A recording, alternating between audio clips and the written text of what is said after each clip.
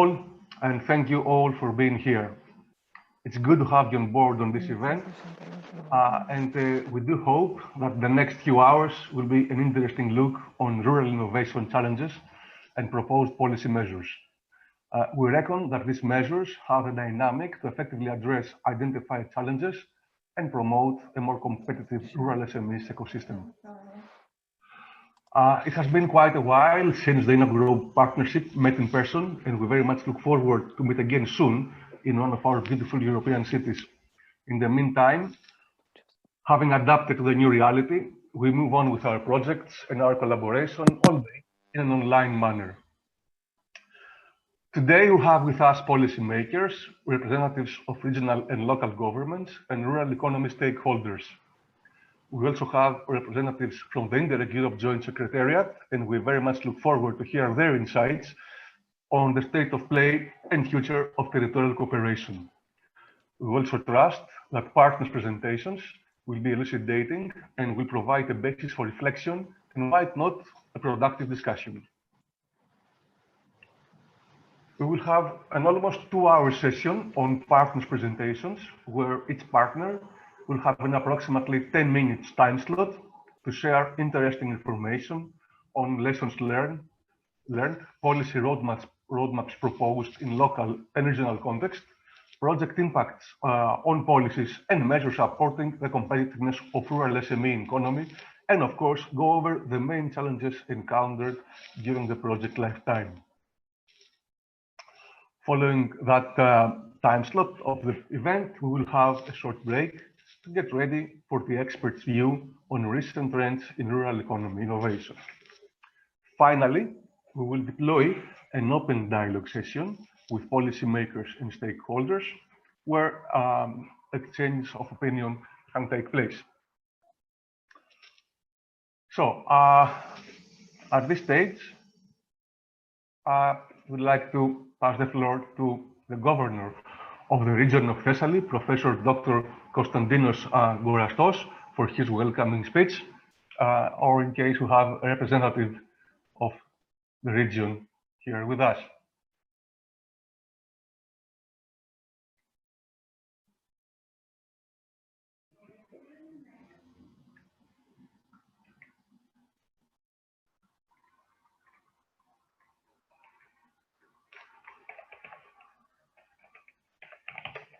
So if you could please give us a few moments to have a representative of the region with us here.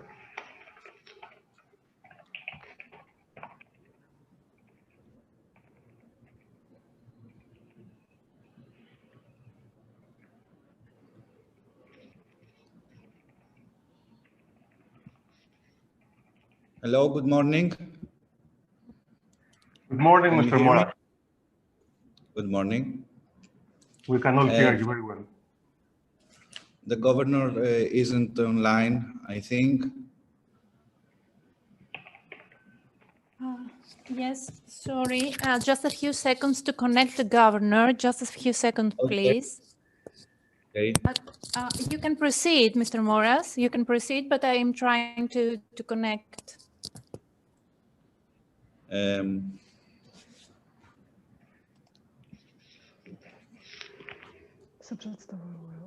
Please.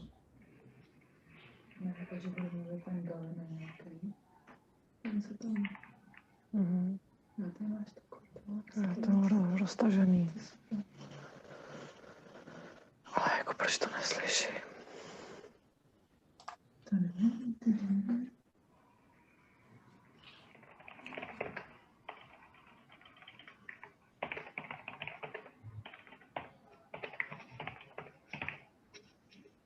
Is he trying to be online? Okay, let's give the governor a few minutes. A few minutes, please. To get online.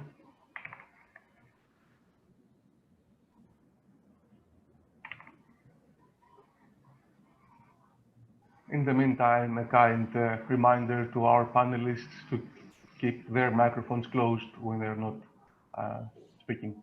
Thank you very much.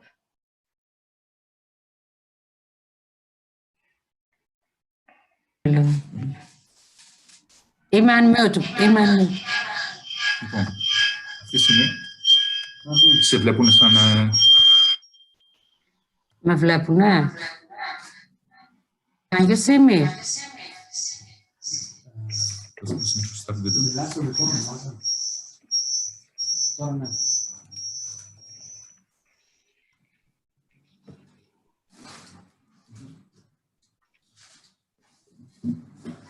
Yes. Can you see me? Because we have trouble with internet access. We can see you and we can hear you very well.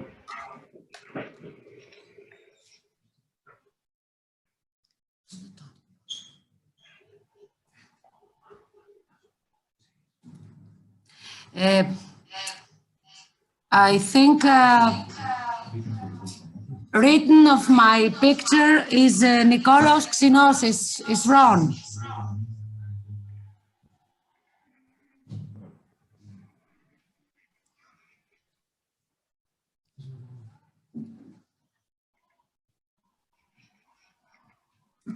Στο παιδί, για να μην ακούγεις. Πάτα το μήνυμα. Την ένταση δεν βρίσκω.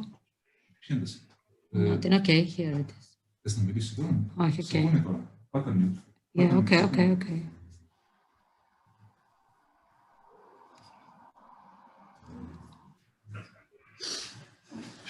Κάπως ένα, την απόπανα.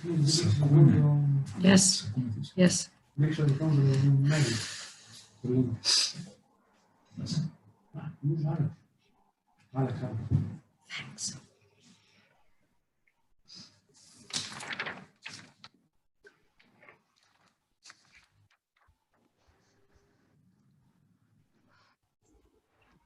Mata, will the speech be given in Greek or in English?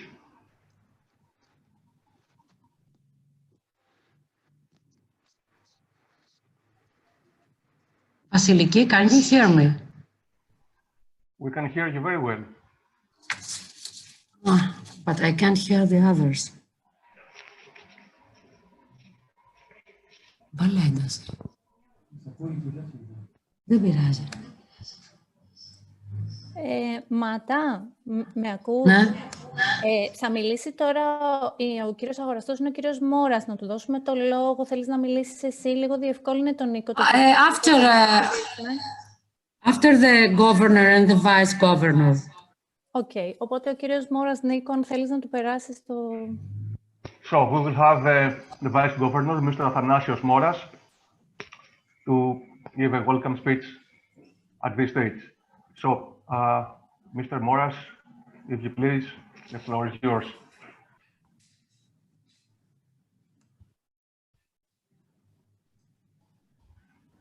Yes, thank you. One moment. Will it be in English or in Greek, Mr. Moras, so as to arrange the translation? In Greek. In Greek. So give us a moment, please, to arrange the translation. I would like to inform... Μάτα, δεν ξέρω αν με ακούω. Yes. Ακούω. Ο περιφερειακός θα συνδεθεί. Έτσι μου είπανε από το γραφείο κάτω. Ωραία. Δεν θα μιλήσω πολύ εγώ. I won't speak very much. λεπτό να ενημερώσει τον κόσμο να πατήσει το translation κουμπί.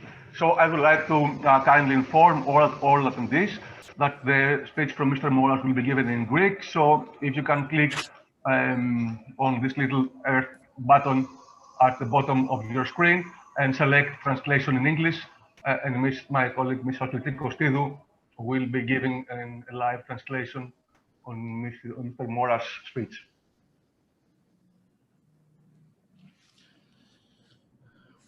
Can we start? Μπορώ να ξεκινήσω? Yes, please.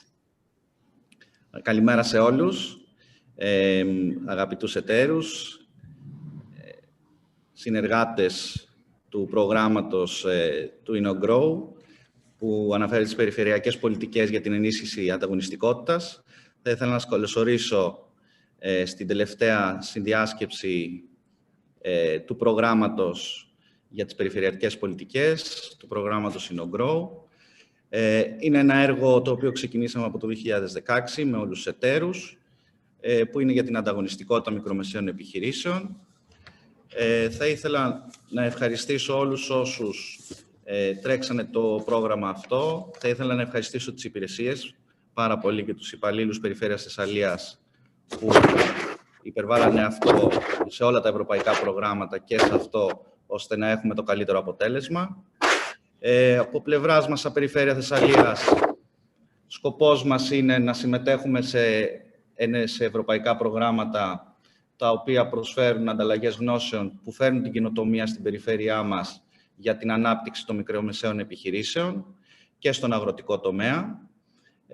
Και θα είμαστε αρρωγοί σε όλες αυτές τις προσπάθειες για την εξέλιξη και την ανάπτυξη και την υποστήριξη όλων αυτών των επιχειρήσεων που ασχολούνται και περισσότερο για την Ύπαιθρο και τις επιχειρήσεις που ασχολούνται με την Ύπαιθρο. Θα ήθελα να σας ευχαριστήσω πάρα πολύ και να δώσω το λόγο στον Περιφερειάρχη, ο οποίος θα αναπτύξει περισσότερο το θέμα και να κάνει ένα χαιρετισμό. Σας ευχαριστώ.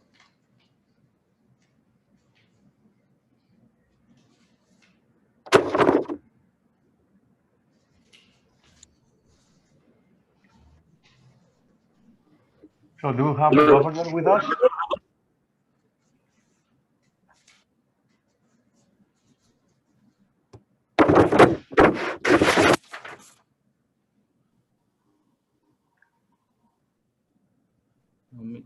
Όχι.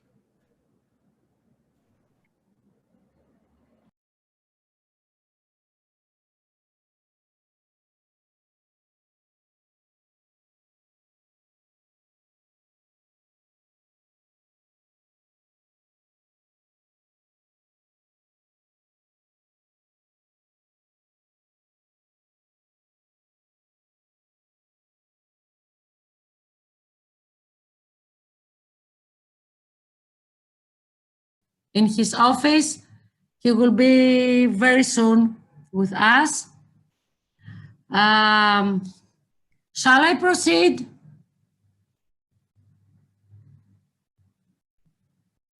Shall I proceed? In the meantime, can you hear me? Yes, we can hear you, Mata. You can proceed, please. Yes, Mata, we can hear you. Yes, please.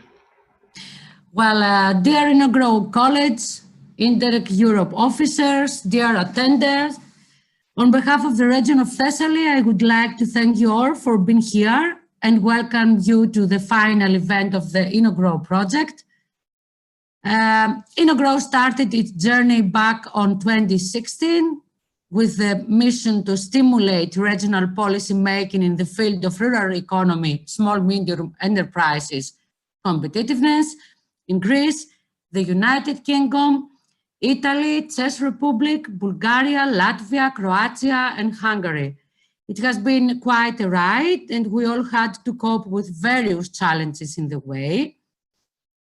But what matters is that after 4 years of joint efforts, we trust that our work, our good practices, our actions plans, and our lessons learned can safely feed an improved new regional policy fostering economy innovation. We would like to thank our good colleagues and peers for having worked hard throughout these past 4 years. It was these collaborative efforts that made it possible for all to identify areas of intervention at regional level and come up with meaningful proposals and plan to further stimulate small medium competitiveness enterprises in rural areas. Today, we will have the chance to present and discuss the results and also get experts' insights on the future of rural economy innovation. Last but not last, we hope that we will soon have the chance to reconvene in person this time in a COVID-free world where the norm of free and safe movement of people among member states will have been reinstated.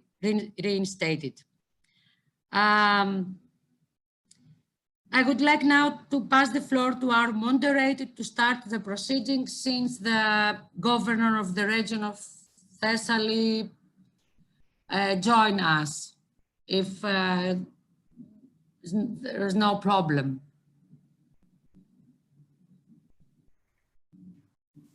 Okay. Okay, Mata. While we're waiting for the governor, we can proceed, I guess, with moving on with the keynote speeches. So I would like to thank Mrs. Mata Papadimopoulou for her welcoming speech. And I would like now to pass the floor to Dr. Yannis Pappas, who will give a short yet concise overview of INNOGROW and its aims. Okay, well, good morning, everyone. Thank you very much, Nikos, and good morning to all attendees, to all panelists, to the representatives of regions and kind of the countries of our consortium, and I hope even further, and also, of course, to the JES.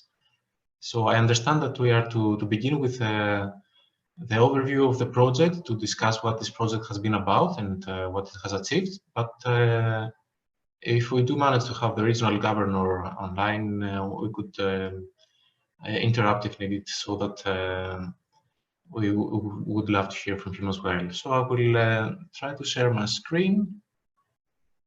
So let's see.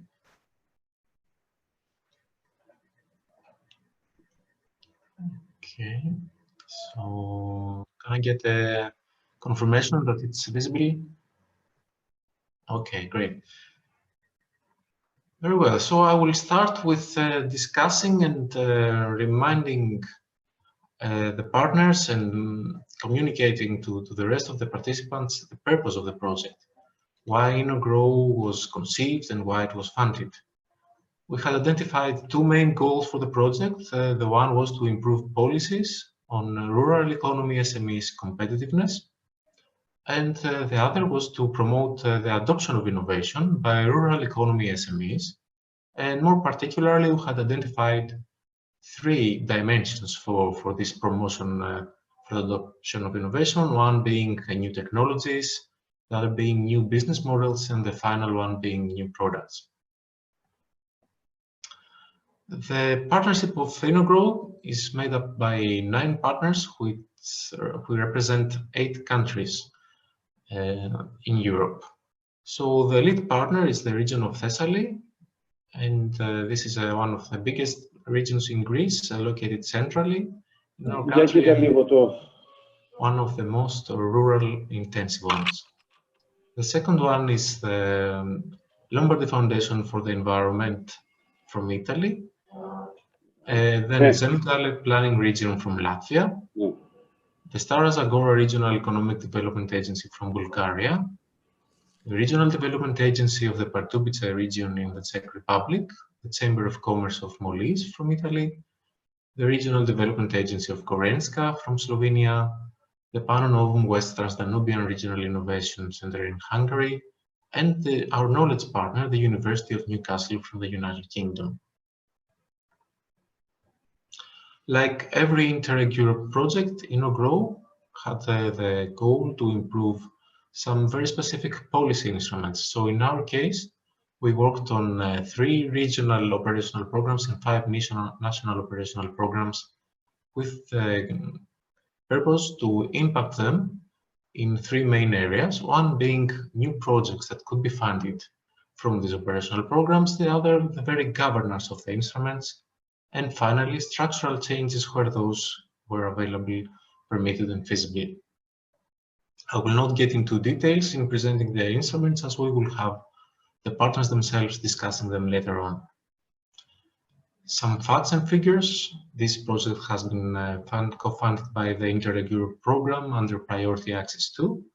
We started on the 1st of April 2016, and we are going to finish up at the end of March 2021. So it's a 60-month project, 3 years for phase 1, where partners exchanged experiences and worked together to improve their policy instruments, and 24 months, 2 years for monitoring the results of those actions and how our proposed changes are being taken up by the policy instruments. The total budget of the project is about €1.5 million, And of course, it has been funded by the ERDF and national sources as well. So some words on how we worked. Basically, what we tried to improve, to have project outcomes on knowledge, on policy lessons, and on action plans. To do this, we worked in two different areas. The first being more thematic oriented on how we can improve business models, how an innovation impact analysis can help the goals of the project, exploring innovation adoption by the SMEs, and doing comparative analysis of policies. And the other based more on the core of every Interreg project, which is collaboration, cooperation, exchange of experiences, and that more particularly centered around innovation support centers, consultations with the stakeholders, meetings with the stakeholders, and policy briefs. Moving on to the deliverables, what we managed to make available for our regions, but for the whole of Europe as well. So 5 main joint studies. One was the impact analysis on main new technologies for rural economy SMEs. The other is a good practice guide on new business models. Then a comparative analysis of the policy measures promoting innovation and adoption by rural economy SMEs. Some policy recommendations on improving existing policy measures, and a report on the factors influencing the rural economy SMEs to adopt innovation. These were all studies we carried out together as a partnership, every partner looking into their specific region and using a common methodology to bring their input together so that it can be jointly analyzed and reach common conclusions and findings. Further to studies, of course, we had the opportunity to meet several times. So far, the consortium has met for 7 times in interregional meetings. We started back in 2016. It was the Greek Orthodox Easter, actually, where we hosted our meeting one day after that. And the last time we met was in February 2020 in the Czech Republic, just as the COVID-19 pandemic was breaking out. I remember attending that meeting actually, and it was the case that Lombardy was severely affected then, and we were discussing on how the rest of the European countries might be affected. That was the language we were using at the time. We had little idea of what would follow. We hope to be able to resume our meetings, not only for this project, but also for European cooperation generally. We also met in Latvia, in Bulgaria, in Italy, in Hungary, and in Slovenia. And these are some very nice highlights of our times together. Outside of the consortium and the staff of the partners involved, we also had a chance to do workshops to exchange experience that were open to a larger community. So these were interregional exchanges, and more specifically, we organized and implemented 3 of them. One was in Lecco in Italy in 2017, and the topic was on innovation support centers for rural economy SMEs. The second was in Stara, Zagora in Bulgaria in 2017, and the topic was stimulating innovative products development. And the third one was in Győr in Hungary in 2018 on how to support rural economy SMEs involved in new business models. Moreover, we organized 2 study visits for the partners and for their stakeholders. So these were again interregional events with the purpose of visiting on-site facilities to explore the topic in detail and to understand how competitiveness and innovation in rural economy SMEs is facilitated by policy measures and by the regions in which those SMEs are situated. So one was in Mantova in Italy in 2018, and the other was in Larissa, Greece, again the same year. And the first was about visiting SMEs that had successfully adopted innovative solutions and competitiveness business models. And the second in Larissa was on visiting SMEs with innovative production mechanisms and investment in new technologies. Finally, in regards of main outputs, the project worked on good practices. We identified 18 good practices among the consortium, which we documented. We discussed on their transferability potential, and some of them were taken up by some of the partners involved, and others were further disseminated and are being further explored. Two of them were actually published in the Interreg Europe Policy Learning Platform, and these are the ones I have made a screenshot of. So we welcome everyone to go into the INNOGROW website under Interreg Europe and look around and see the good practices. And of course, we worked to make our results known to our audiences. So we carried out 16 information days at the local and regional level, and also a summit, a conference at the European level. Altogether, we managed to involve more than 500 policy stakeholders, experts, business owners that attended these events, networked with each other and with the policymakers, and discussed how their regions can be influenced and impacted by the work of INNOGROW. Then, the conclusion of our project: 8 action plans to improve the 8 policy instruments. This is one of the mandatory actions for every Interreg Europe project. Implementation is currently underway and at different stages for every region, and is being monitored as we are reporting back results on what is working well and what can be further improved. I will not get into details, as we will have each partner presenting their own case later on, where we will be able to find out the situation in all of the regions. So this concludes the summary and of the overview of the project. It has been some very nice years of very good collaboration with some very interesting results. And I do hope that today we will get to dive further into detail for every one of them and get to know what we can do better in our future and how we can improve our regions on our topic. So thank you very much. So, Nikos. Thank you, Yannis. Also, this was very informative and elucidating. I would like to share with all participants that the governor of the region of Thessaly, Professor Dr. Agorastos, is with us. So he will now address his welcoming speech in Greek. So I would like to kindly ask all of you to check the interpretation button, a little glow button on the bottom of your screen, and select audio translation, so my colleague Vasilis Kostidou can do the translation on the governor's speech. Vasilis, if you want to unmute. And I'll pass the floor to the governor of the region of Thessaly, Professor Dr. Konstantinos Agorastos.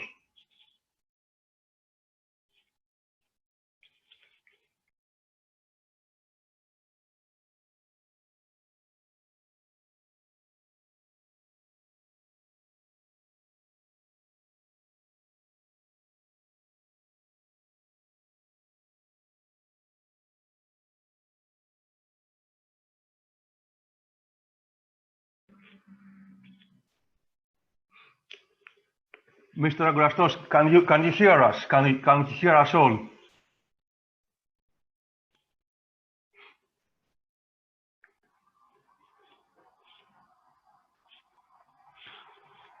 I see that Mr. Moras is reaching out to the governor.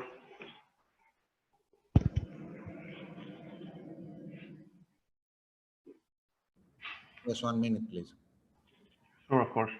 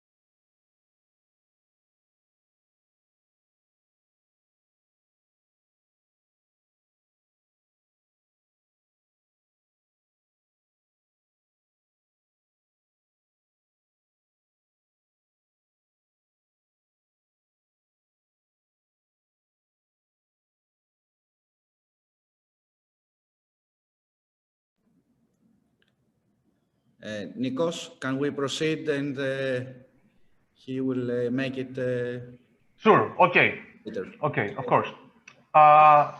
In that case, let's give some more time to Professor Agorastos. In the meantime, I would like to pass the floor to our special guest, Alexia Bellemin, from the Joint Secretariat of the Interreg Europe program, who will share with us insights on the current state of play of territorial cooperation. So, Alexia, if you're ready, please, the floor is yours.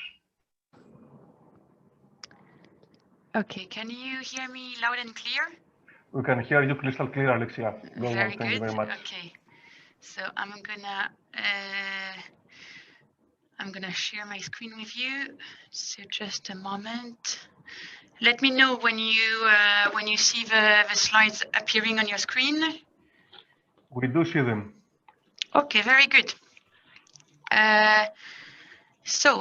Good morning, everyone.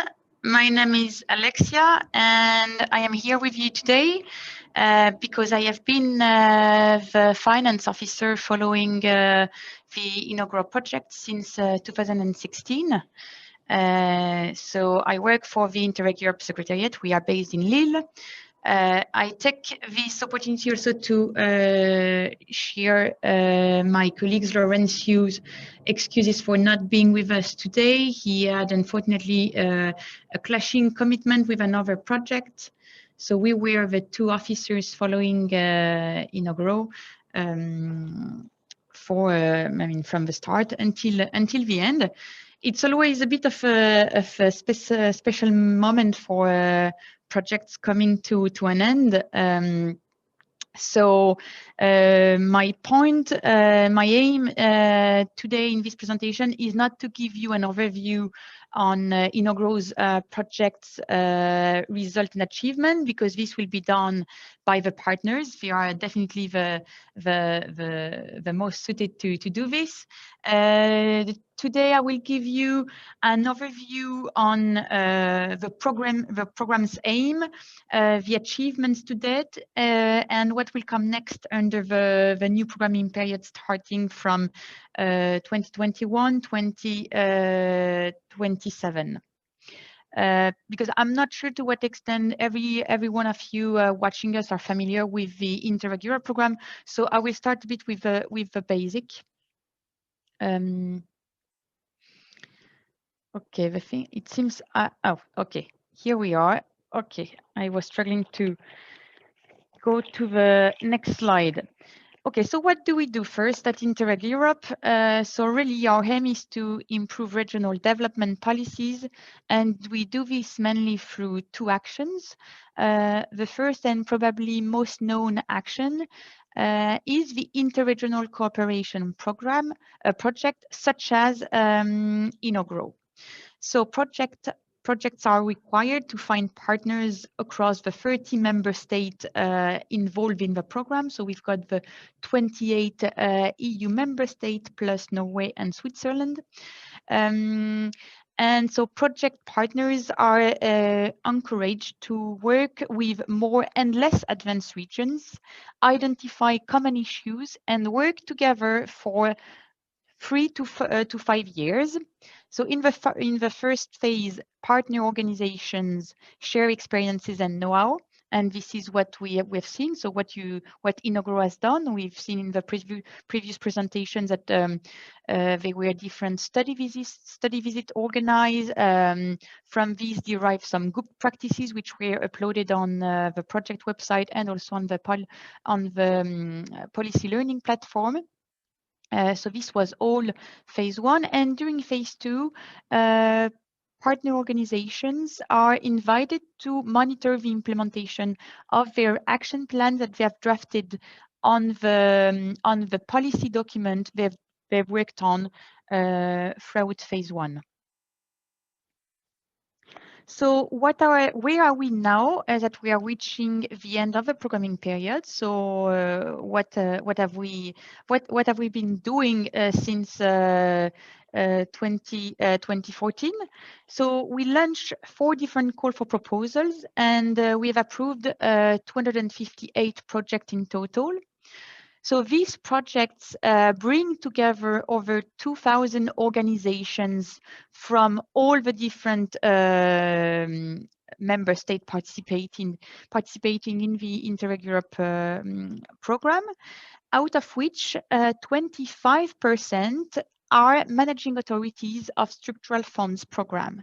So when we say structural funds program, we are talking about managing authorities dealing with the ESF, the European Social Fund, and the ERDF, the European Regional Development Fund. So the program's coverage of the territory is especially good since almost 90% of the EU regions are represented in one way or another in our projects. And so right now, the full program's budget has been allocated. So there is a commitment towards projects. And we've seen that the budget has been fairly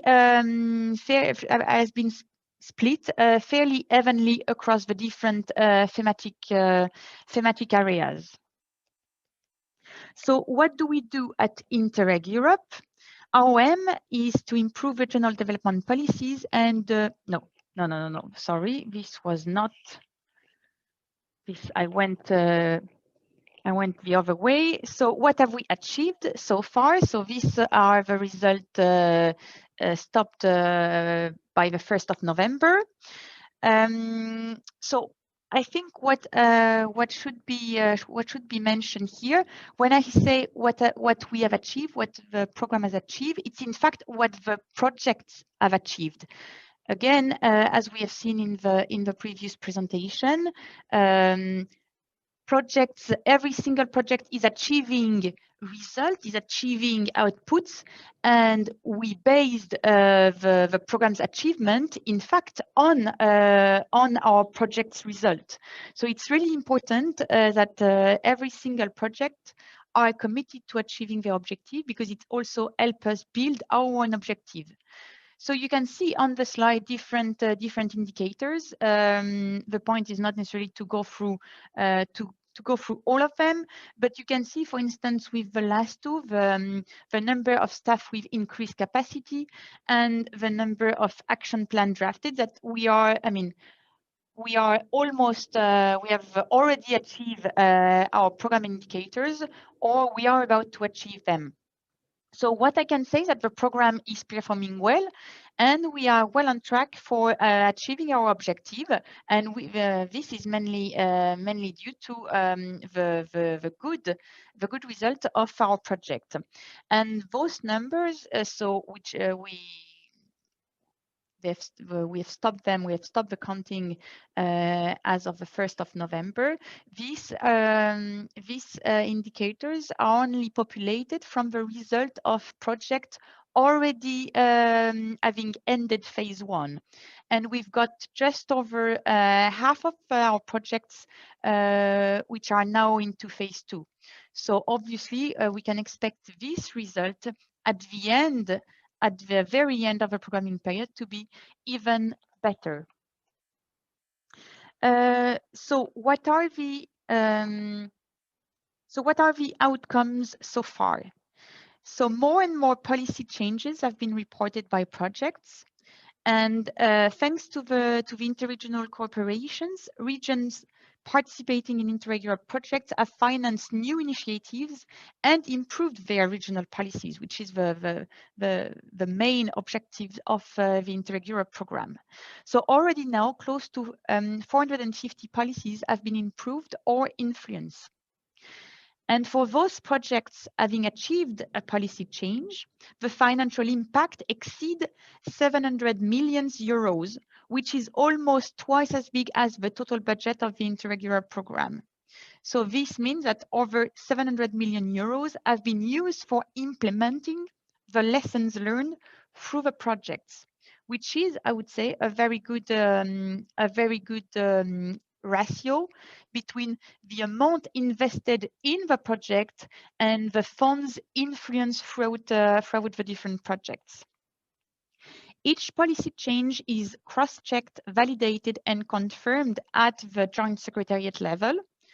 So this is part of a discussion between us, the officers working for the Interreg Europe program, and the lead partner organization, to make sure that each policy change can be fully attributed to the program. And this is how we can assess whether the program has achieved result or not. So in addition to the interregional cooperation project, which was the first strand of the Interreg Europe program I have presented to you, the second strand of our services is the policy learning platform, whose purpose is to better capitalize on the project results. The idea is to disseminate the knowledge generated from project to a bigger audience. And really, the policy learning platform has been designed as a space for continuous learning among organizations dealing with regional development policies in order to improve the way public policies are designed. So this slide that you see now sums up the range of services provided by the policy learning platform, which is built around obviously an online platform, as the name make it explicit, and a team of thematic experts. So what the policy learning platform is providing is support and expertise. So to help find solutions by exchanging with experts and peers through the expert help desk and peer reviews. There is also the good practice database. So as Yannis was mentioning in his presentation, two of the good practices studied and shared during the INNOGROW first phase has now been are now featured into the good practice database of the policy learning platform. And the policy learning platform also publishes very regularly news, articles, policy brief on the Interreg Europe website, which can be of interest to basically everyone, and especially public administration working on designing public policy. So the policy learning platform is now operating at full speed. There was a bit of an hectic start for this service, but we are now very glad to announce that they are operating at full speed, and the full range of their services has now been shifted online due to the current circumstances. So as of October 2020, they have already organized 16 peer reviews, and we have received very good feedback from host regions who participated in those peer reviews. So I can only encourage you to have a look at the different services provided by the policy learning platform on our website, and see whether this can be of any help to you. So obviously, what's the Interreg Europe response to the current crisis, the current COVID-19 crisis we are all experiencing? Sorry. So COVID-19 is seriously hampering interregional cooperation, considering that Interreg Europe projects rely mainly on traveling to exchange and visit good practice sites, and thus learn from each other. So the impact of the pandemic on the implementation of projects has been strong, has been very serious, and we see this. I see this in my daily exchange with lead partners. I see that you know, there is now new struggles for partner organizations to continue the exchange and to continue learning from each other. And this is especially concerning since no one knows when partner organizations will be able to travel again and take part into study visits. So to mitigate the effect of the pandemic on public administration, we have developed a specific section on our website listing the different measures put in place by the program to support a speedy recovery, or at least, I mean, as speedy as it can be, obviously. So we are encouraging our communities of Interreg Europe's online members to exchange on and submit even more good practices that can be relevant in times of crisis. And just for you to know, you can search good practices online using the keyword COVID, which can help you tailor your searches of good practices. Obviously, as I said, the policy learning experts are here for you to support you in any requests you may have, and they are now specifically prioritizing any request related to COVID-19 crisis. And we have also been hosting a series of online events to address the challenges the pandemic has raised. So this is for now what we have been doing. Obviously, this is far from perfect, and we are also adjusting our services depending on the length, on the length and the evolution of the current situation. So now a bit more related to the INNOGROW project. Here is a slide on the number of projects addressing when working on support the competitiveness of SMEs, all the projects we have approved. So we have approved 66 projects on this topic, and there are 9 focusing more precisely on innovation capacity of SMEs, which was also the topic addressed by the INNOGROW. So this is just for you to give you a bit of an overview about on the regions working more and more precisely on this topic. So obviously, I'm not going to present all of them because this represents like hundreds of organizations. It was just to give you an overview. And now on the Interreg Europe future. So as you know, the current programming period is almost coming towards an end, and we have committed all the Interreg Europe budget, so we are not going to launch any new calls for proposal. Normally at the end of 2023, when the last projects will end, we should not have any money left. So initially in spring 2018, there was no mention of the Interreg Europe program into the first draft of the European Commission's regulation. So this came a bit as a surprise for everyone. And the European Council, the Member States, and the European Parliament reacted fairly badly to this, and this resulted in a new draft where Interreg Europe was reintroduced a year later in May 2019. This has allowed us to start thinking about what the new Interreg Europe program could look like for the next programming period running from 2021 until 2027. And we are now hosting regular programming committee meetings to shape the future of the new program. We have developed a new dedicated web page on our website for you to see the latest documents we are working on. And if you are interested, you can even send us our comments on the draft available and the link.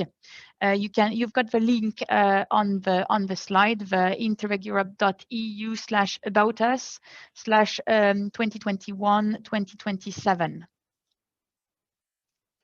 So what I can tell you, so as you've just realized through this information I've given to you, it's very early to give you all the details about the future program because these aspects have not been agreed yet, and the overall framework, meaning the regulation, the European Commission's regulation, and the budget have in fact not been approved. But what I can already tell you is that you should not expect big revolution, but more what we call an evolution of the current features of the Interreg Europe program. So most of the key features will remain. Especially Interreg Europe will remain the only pan-European Interreg program. So the only European cooperation program covering the entire EU, plus possibly some like special members, as it is the case currently with Norway and Switzerland. The focus will still be on improving public policies, on better designing public policy. And the way to achieve this objective will still be through capacity building and exchange of experience. However, already now I can give you few elements of evolution. So the first one, the focus on structural funds will be lightened up. So it is currently a requirement to have at least half of the policy instrument addressed by partner organization focusing on structural funds program. And in future, this may be as little as one policy instrument focusing on structural funds. So this means more freedom to propose other policy documents to be improved. Secondly, member states also want to widen the opportunities for pilot actions and not restrict them only for the last years of the project implementation. So there will be normally more possibilities to suggest pilot even at the start of the project if duly justified and in line with certain conditions.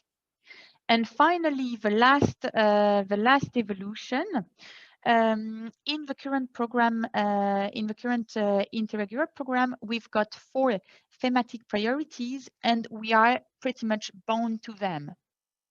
This means we cannot fund project ideas outside of these 4 topics, and this has been a bit of a barrier, especially for us to be able to help public administration in time of crisis, such as the COVID-19 crisis, but also to respond in an efficient way on topics such as climate change, social inclusion, unemployment, etc.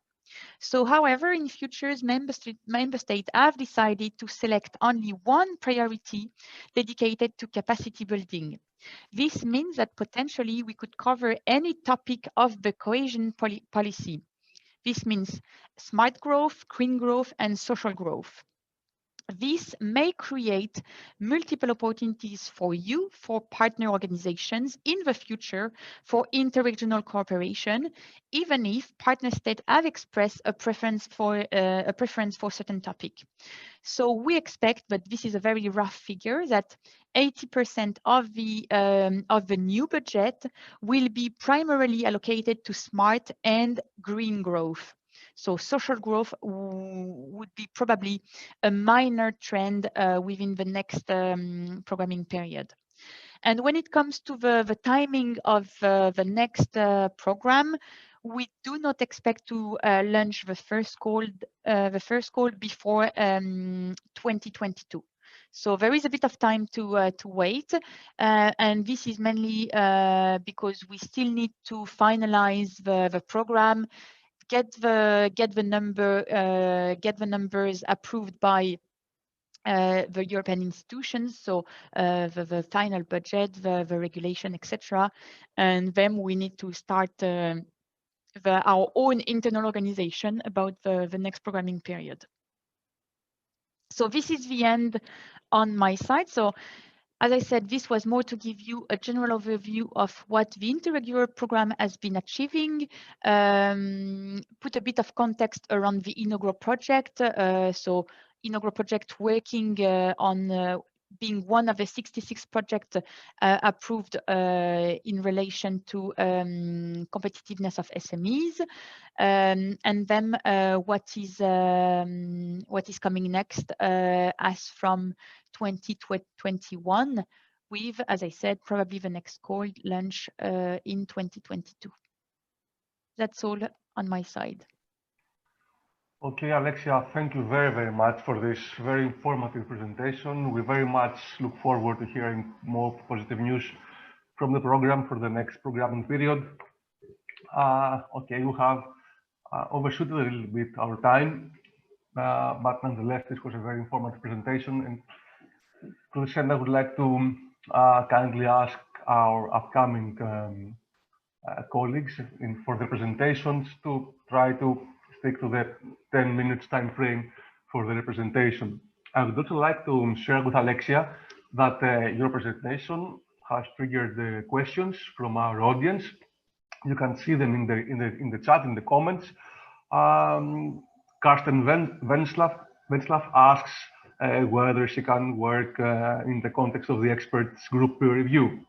So I would like to take this opportunity and share with all attendees that they can indeed share their questions, comments, and ideas in the chat section or in the Q&A section, even better, and we will address them all during the open dialogue session.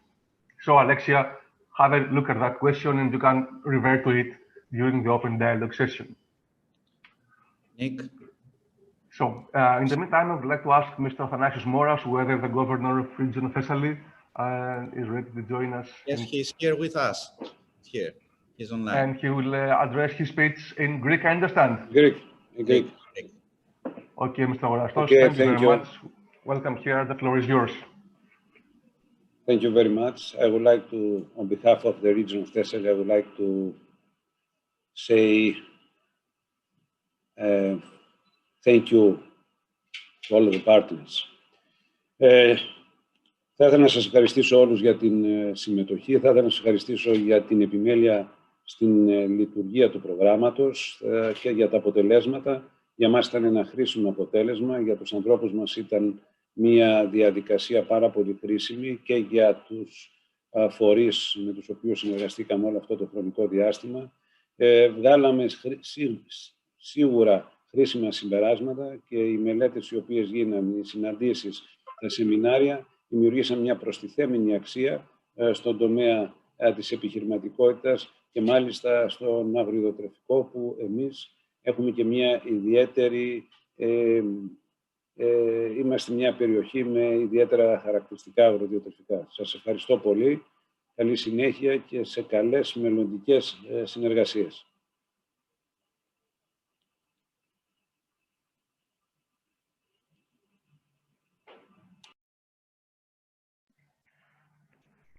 Thank you also, Mr. Agorastos, for joining us here. So, we can now move to the core of the agenda of this event. We can move to partners' presentations and hear about policy changes pursued by the actual protagonists of this project. Therefore, I would like to start by inviting Professor Antonio Ballarin Denti and Dr. Massimo Domenico from Fondazione Lombardy per l'Ambiente.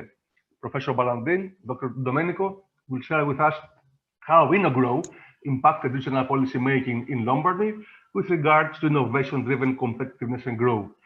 Professor Ballarin, Dr. Domenico, if you may please. Thank you. Okay. Thank you very much, Nikos. Warm welcome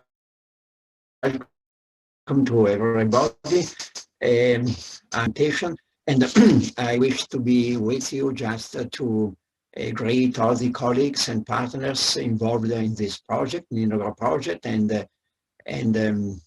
I'm very grateful for this very successful and fruitful cooperation with all our partners, and hope that the follow-up will be fruitful and very helpful to our regions. And the first slide, after the title, Massimo Domenico will be talking about the directly on the action plan of Lombardy region.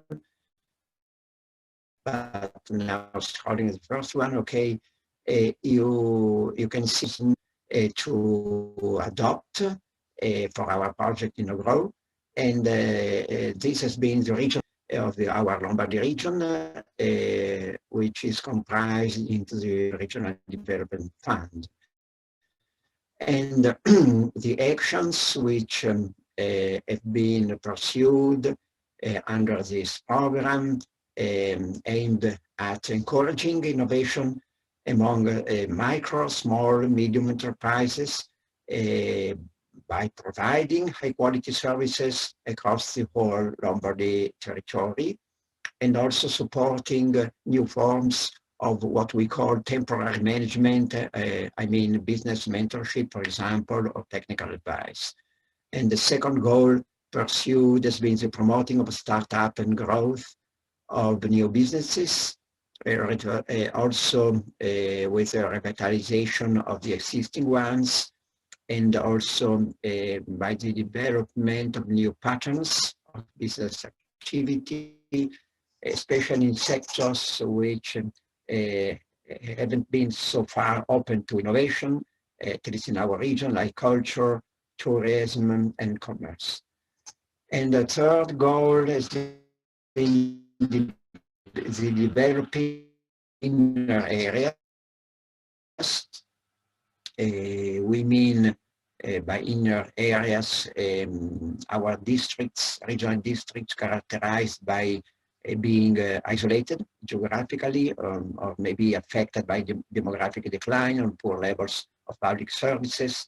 And in these districts, I mean less favored areas, the actions of our regional operational program has been focused on the coordination of sectoral policies like public transport, education, healthcare, and valorization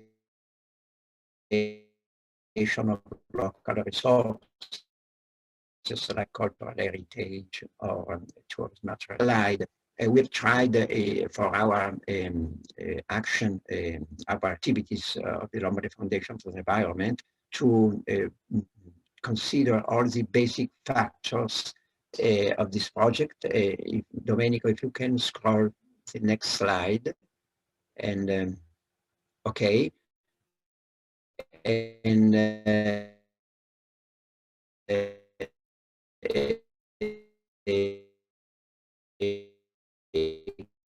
considering these basic factors, public policies, SMEs, in the next one, please.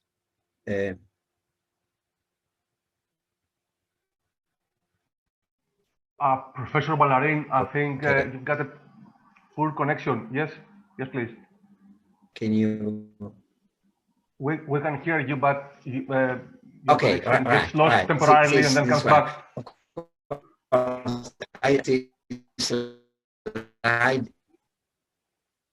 No, we can't hear you right now. Can you hear me now? Yes, now we can hear you at this moment. Okay, can you hear me now? No, we can't. I'm sorry. It gets interrupted, so we can't really hear what you're saying.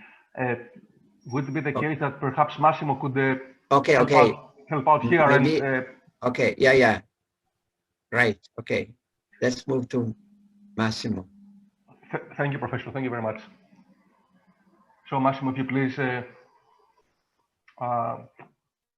move on with this presentation. Unmute your microphone, please.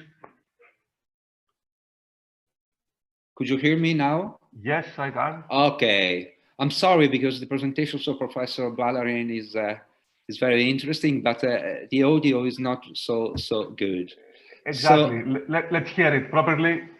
Yeah. Okay. I continue with the slides that Professor Ballarin has presented. So our departing point is, of course, to analyze the rural areas and to see in which way, of course, the SMEs could be inserted.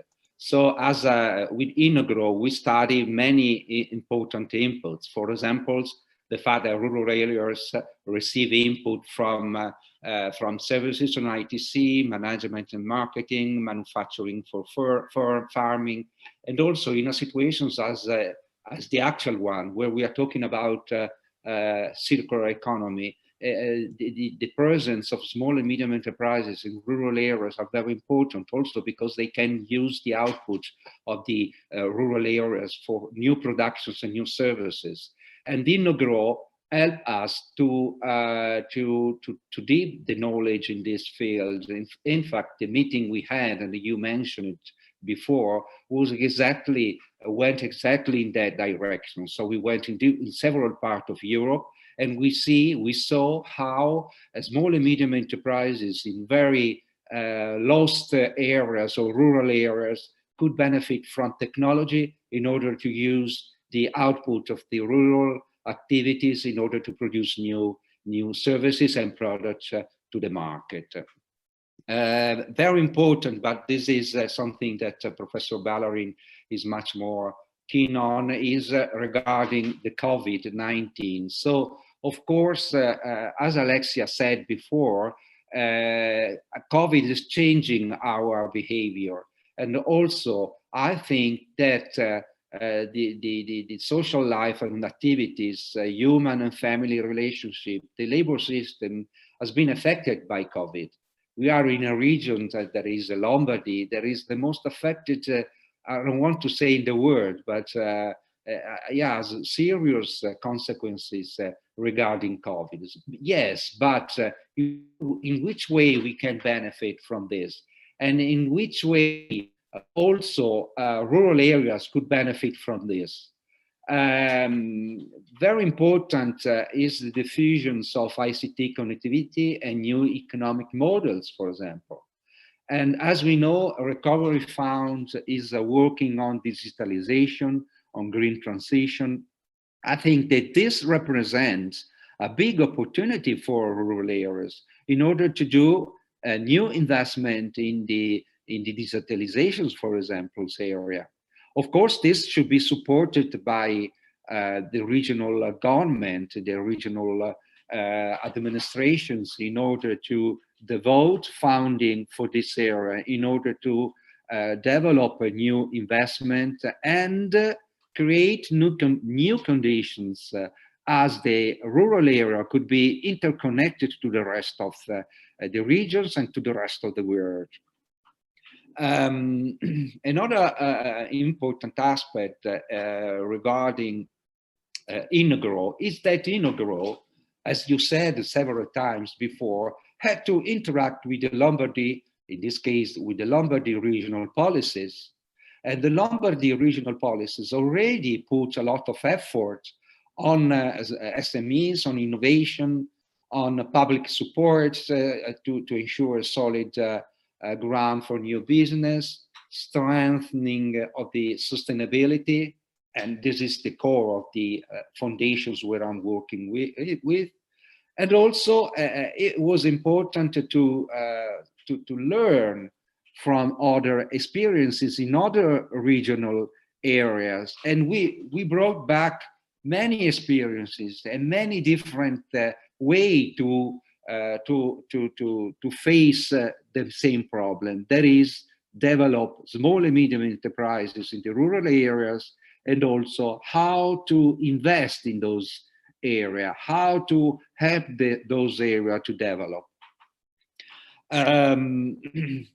So we arrive straight to the action plan we decide to design for the Lombardy. So first of all, we have to say that one challenge was to write the action plan. We were at the beginning also of the Interreg program, and we had to write an action plan, but I mean, the information we received were not exhaustive. After that, of course, the Joint Secretariat published the manual program. We had many webinars, but at the beginning we had some lack of information. So what we did here in this graph, you have you see how we structure our action plan. So the first part was to study the background regarding rural SMEs in Lombardy and regional policies in Lombardy to see in which way INNOGROW could be useful to these policies and to the activities of the SMEs in Lombardy. Then we write down strength and weakness of the situations in Lombardy. Then we define the challenging. We choose some prioritizations, and then of course we write the action plan following the template, with choosing a couple of actions, leaving all the rest of our consideration to recommendations to the Lombardy region. So our work was to write the action plan to be sent to Europe, but at the same time giving a service to the local administrations in order to give our thoughts and our analysis regarding small and medium enterprises. So I go very fast, otherwise the time is short. We decide which actions to do, and so support rural SMEs acting on the touristic sector in inner areas.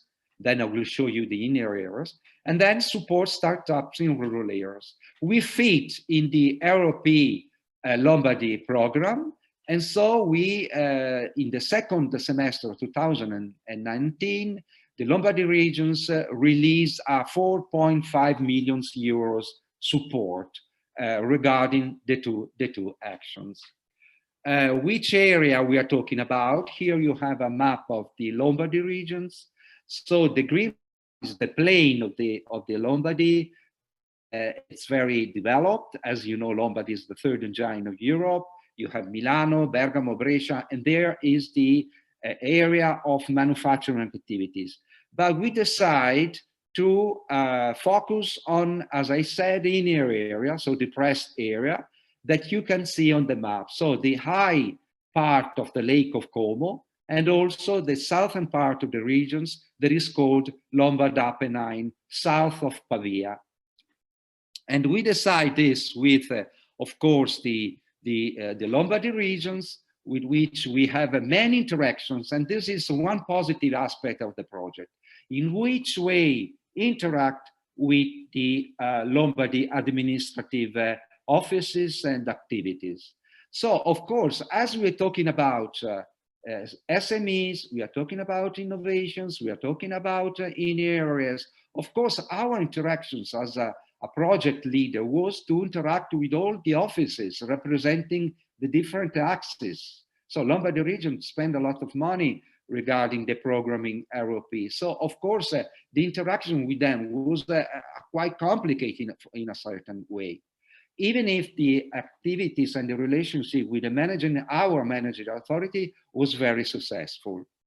Then we interact with the environmental authority responsible for evaluating the sustainability of the measures of finance. We want to include environmental activities inside, and also we learn a lot from other Interreg Europe that are present in our region.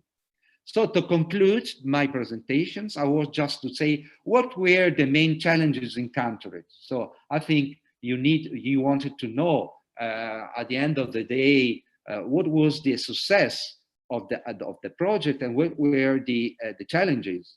So first of all, it was, as I said before, it was difficult to write down the action plan because the information were not as complete as they are now. Then we had to do some fine-tuning regarding how we prepare the action plan and what the other partners of the project have done. So this was something that we have to include in our activities.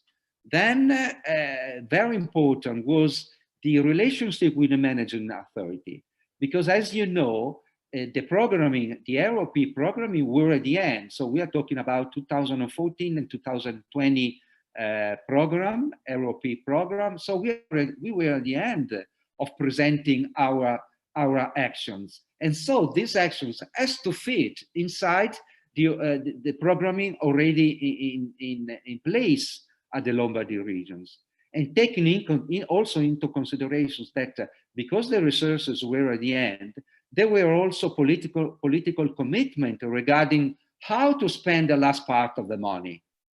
And so we arrived as an Interreg problem, and we said, we need to listen, we have some actions, and you need to put some money on these actions.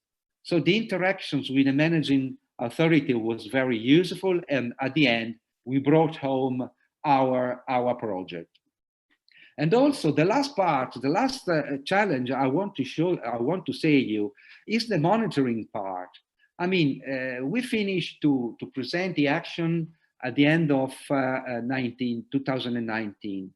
Then it starts the monitoring part. But of course, the programming from the regions was at the end of 19. So there were the call, then the firms has to present the application. Now there is a process of choosing the most important project, and the 2 years of monitoring are gone. So in this sense, for the new programming, it would be important to see in which way you want to interpret the monitoring. Do you want to see the impact of the money on the territory, or just for us is sufficient to look if the actions have been accepted from the regions, and then to see how much money to devote to the project, in a sense, look also how many firms applied, because otherwise this I think is a problem in terms of monitoring. So that's it. I mean, this is all from my side. Thank you very much.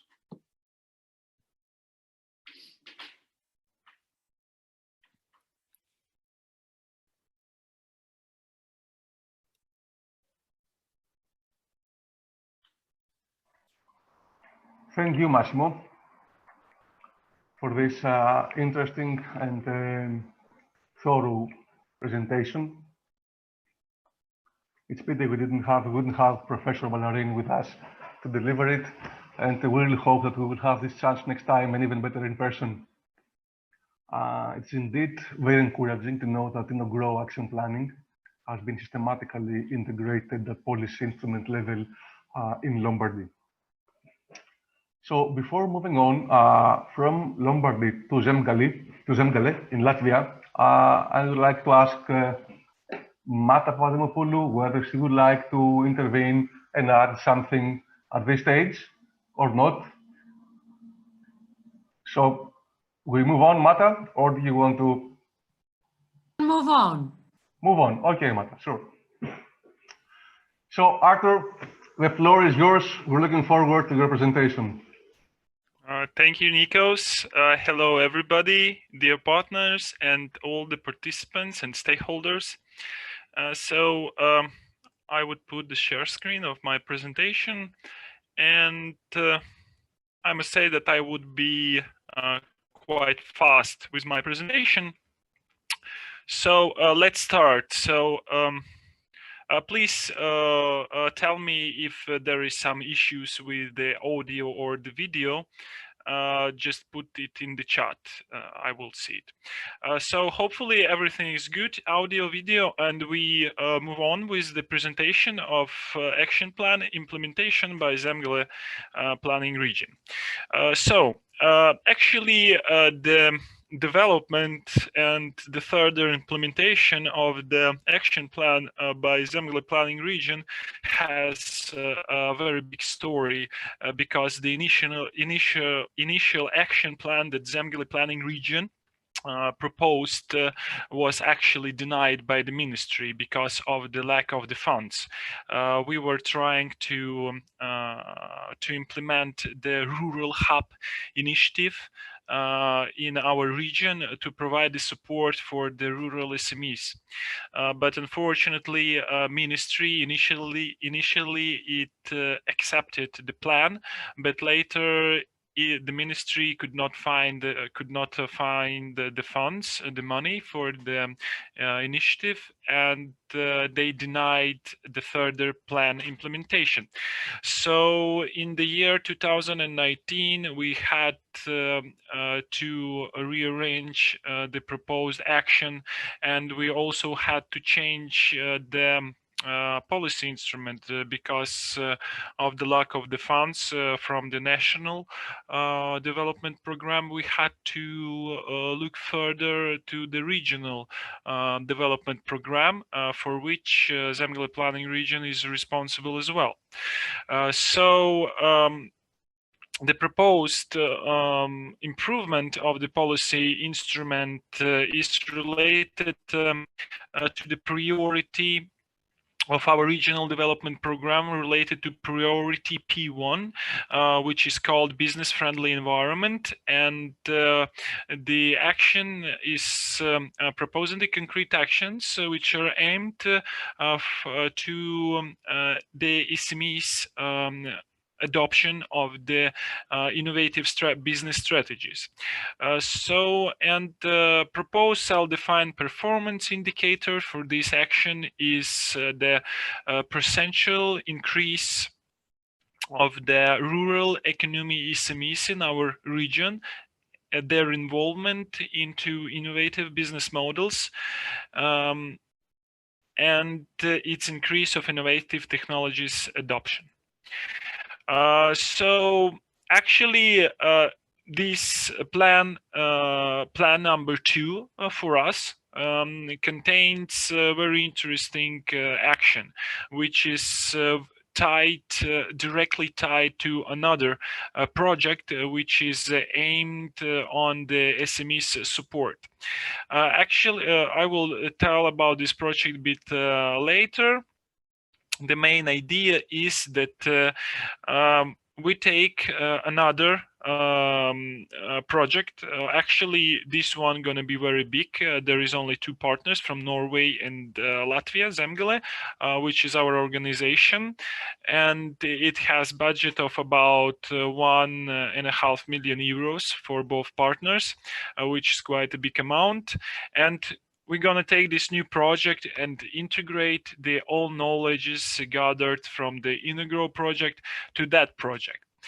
Because with the help of the funds of the project, we're going to disseminate and apply the gathered knowledges from the INNOGROW project to our region, directly to the SMEs that are going to participate in this new project. Yeah, I forgot to mention that we have the ZPR has under structure, which is Zegmale Entrepreneurship Hub, and this hub would be directly involved into the new project implementation. Here you see the project, the new project name. It's called Entrepreneurship Support Measures in Zegmale Planning Region. Project is financed from the Norway Grants program, and this project should start in the spring 2021. Actually, we do acknowledge and realize that the monitoring phase of the INNOGROW project gonna end by that time, but it is related to another issue of this project, because we experiencing a very big delay in this project start, because ministry is still working on some adjustments with the program. I mean the Latvian ministry, and the latest information that we have, that the ministry says that the project probably gonna start in spring 2021. This project should not be evaluated or shouldn't be accepted by the program, because formally it is already approved, and we are just waiting the formal things to happen between our ministry and the program, so that the project can start the next year, the start of the next year, hopefully.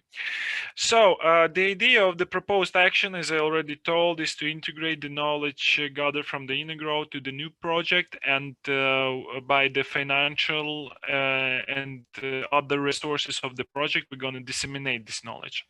The project should form the group of 8 business consultants, which are going to be actively involved in the project.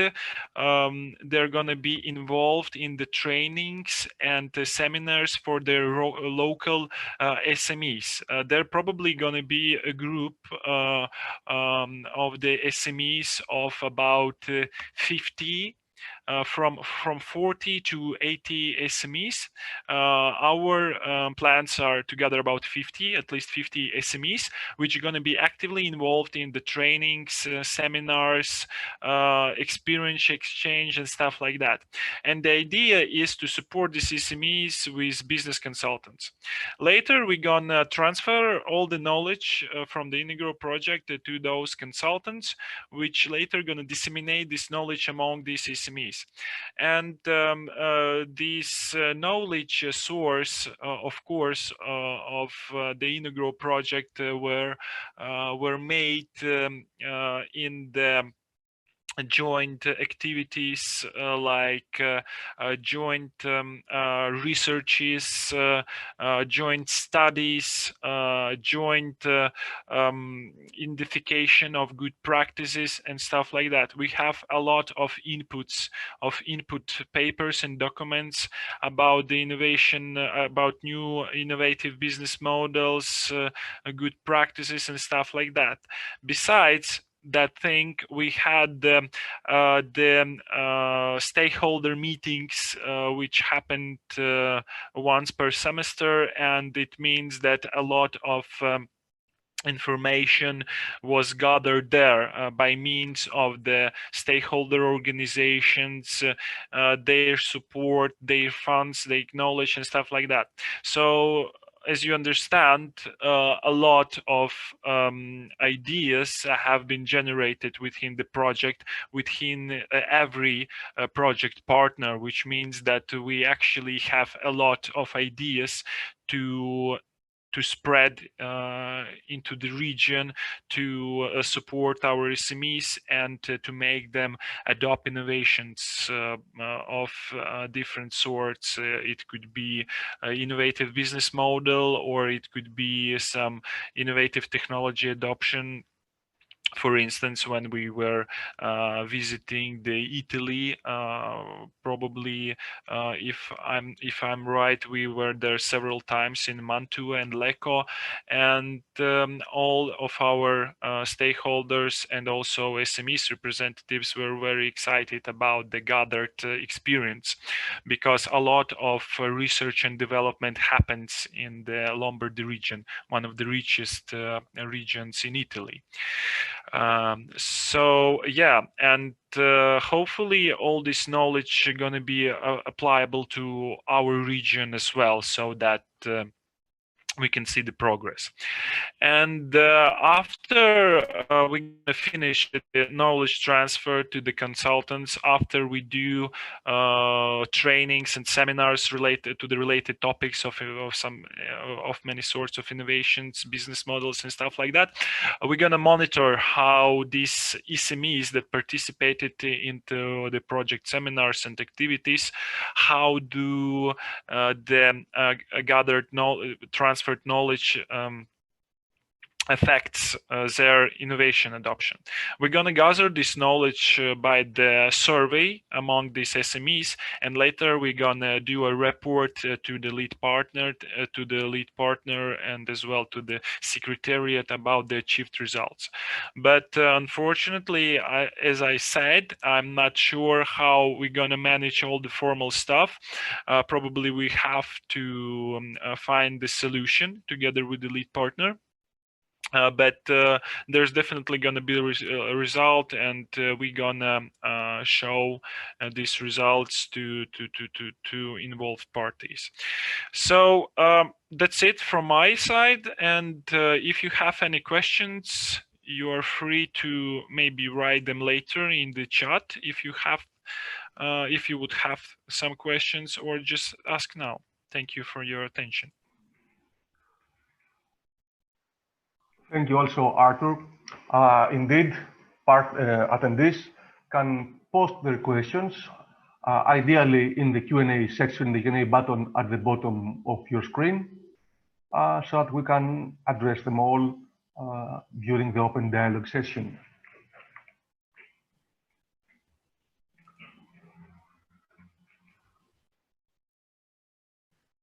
So I would now like to pass the floor to Ms. Sofia Savova from the Stara Zagora Economic Development Agency, who will explain to us how INNOGROW planning addressed the Bulgarian Innovation and Competitiveness Operational Program. Sofia, if you may, please. Yeah, hello from Stara Zagora, Bulgaria. I hope you can see my screen and you hear me well. We can see you and hear you very well. Go on. Great. Well, I'm the newest member at Stara Zagora Regional Economic Development Agency. I'm sure you all know Rumiana and Venko. He's not anymore in our team. However, he says you hi to all. Well, I'm his successor in INNOGROW project, and I'll briefly present you our work in the implementation of our action plan and the policy change what we achieved so far. Couple of words on our organization and the project itself. Well, we're established in 1995, and we have more than 25 years of experience in implementing projects which serve to conduct sustainable regional development in our region, and we have more than 75 projects like this. Our main objective is to support the regional and local authorities in their successful integration into the European community, and of course to be the bridge between local business and authorities in order to succeed in our integration into the European framework. In this sense, we are strongly supporting and stimulating regional and local development, and this is what is the thing that we have with the project INNOGROW in common. Our main aim is the regional and rural development. And actually, a new information from us is that we are going to use the result that we have from INNOGROW project in our new project that we are going to prepare, which is connected to designing a training program for entrepreneurship by needs in rural areas. Why is INNOGROW project important? Actually, on the red map, you can see all rural municipalities in Bulgaria. They are 231, which is 88% of the total number of our municipalities. Another perspective, 90,000 square kilometers out of 111,000, which is 81%. This is quite a big number.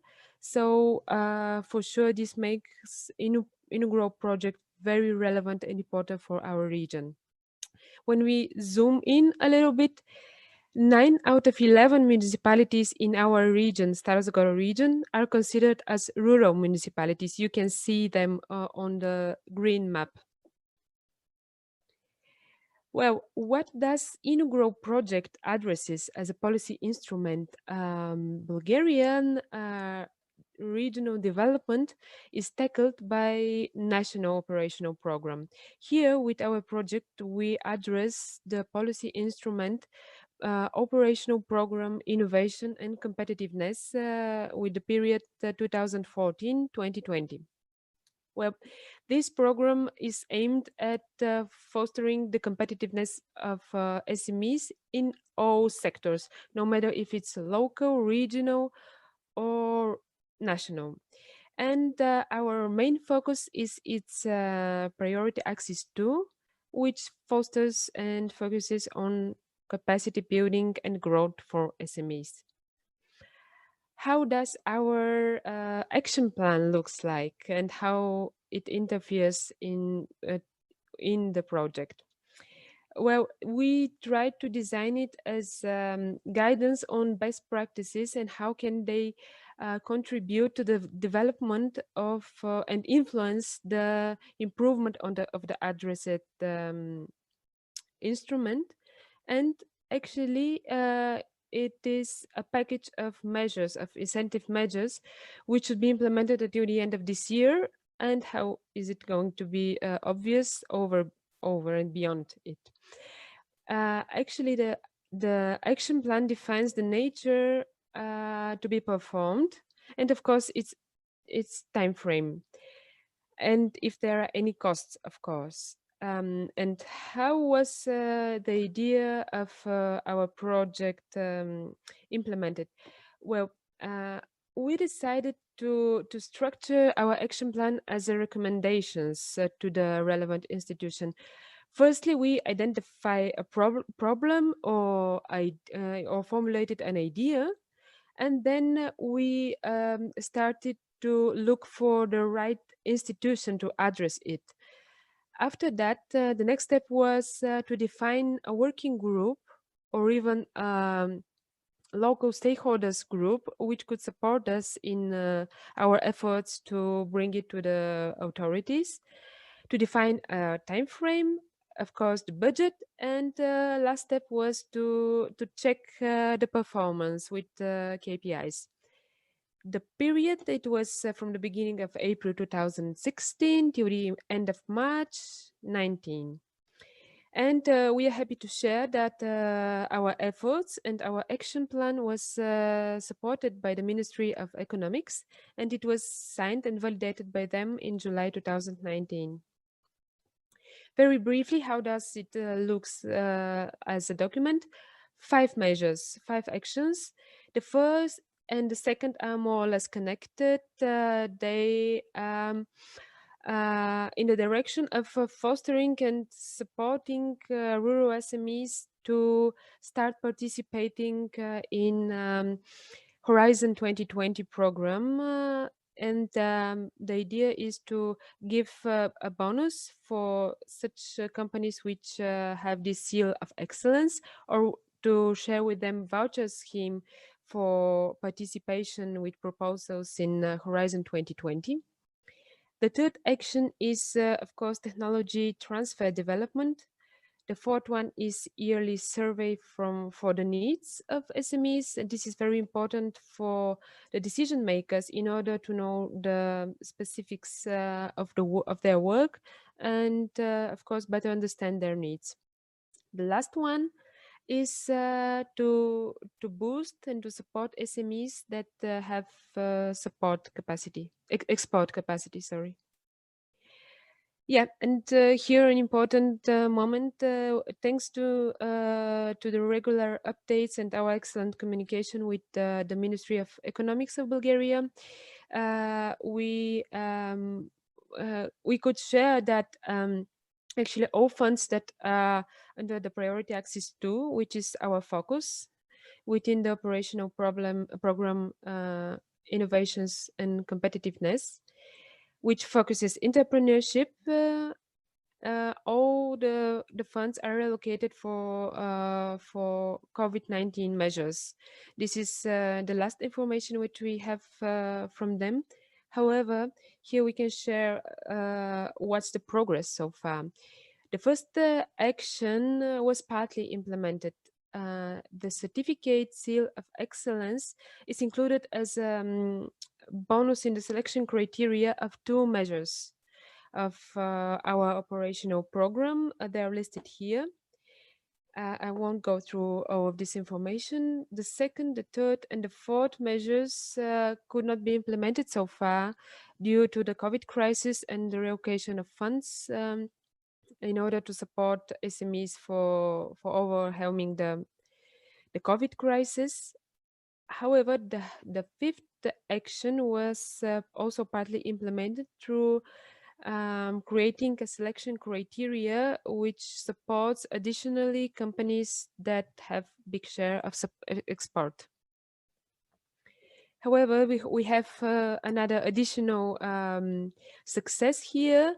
Although the rural development program in Bulgaria is not the focus of INNOGROW project, SZREDA's team succeeded in influencing this instrument, and namely measure 16.1, which is support for formation of functioning of operational groups.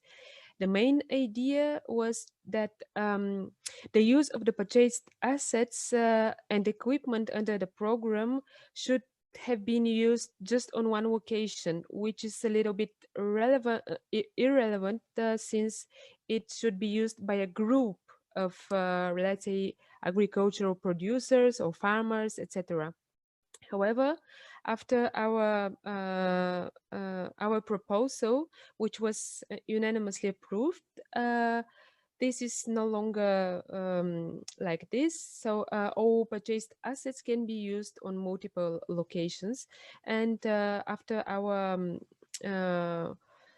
proposal, which was made within the network of rural network, it was changed in the program. So I would like to thank you for the attention, and if there are any questions, we are at your disposal. Thank you. Thank you to Sofia for your presentation. It's good to know that entrepreneurship and SMEs growth have been in the spotlight of the Bulgarian operational program. Yeah. I would now like to welcome Mrs. Petra Smuts and Clara Stefankova from the Regional Development Agency of the Pardubice region in Czech Republic, who will elaborate on the action plan that they have deployed. So, Petra, Clara. Yes, hello. Can you hear me? Yeah, we can hear you and we can see you. Okay, good. Thank you. I will switch on, my presentation.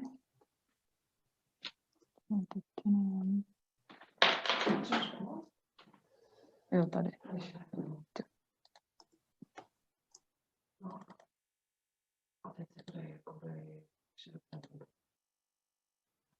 Okay. In our presentation, I would like to share with you or include all our activities that happened now mostly in the second phase of INNOGROW project. We initially, INNOGROW project was meant to influence operational program for enterprise and innovation for competitiveness, because this program is mainly focusing on support of SMEs. However, as the project progressed, we found out that we cannot really support companies within this program, as they do not fit the target group of INNOGROW, as the NACE codes of this operational program were supporting different industries.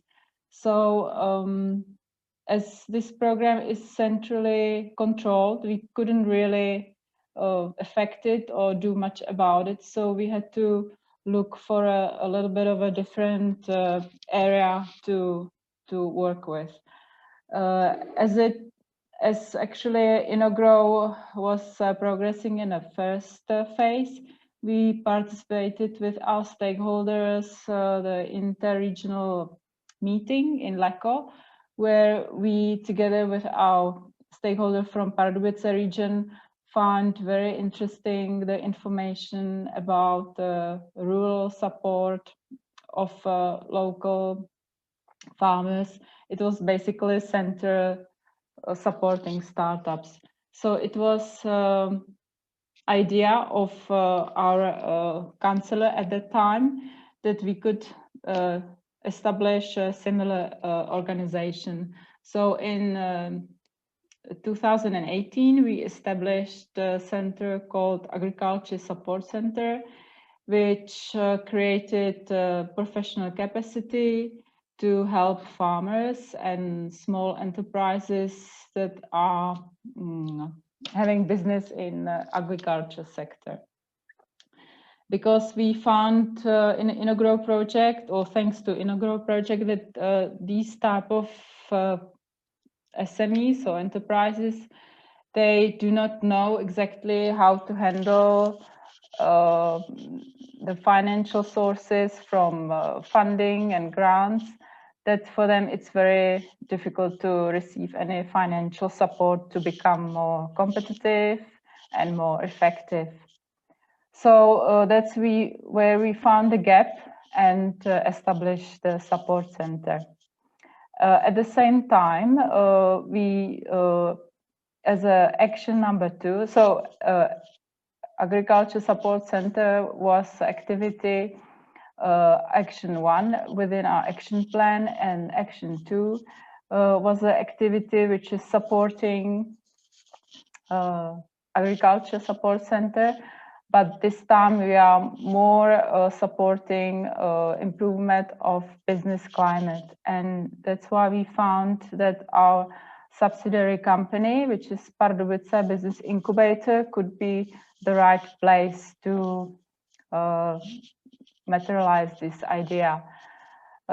Incubator was established to help startups and small SMEs that have potential for innovation, and we cooperate with external experts and other SMEs to help them grow. As far as Agriculture Support Center is concerned, it's an organization, or it works within the agency, and we have a special employee who is paying attention to these clients, and we basically helping mostly farmers and small enterprises to fit their project ideas or project plans, to receive grants or funding to help that they are on a market more competitive and innovative.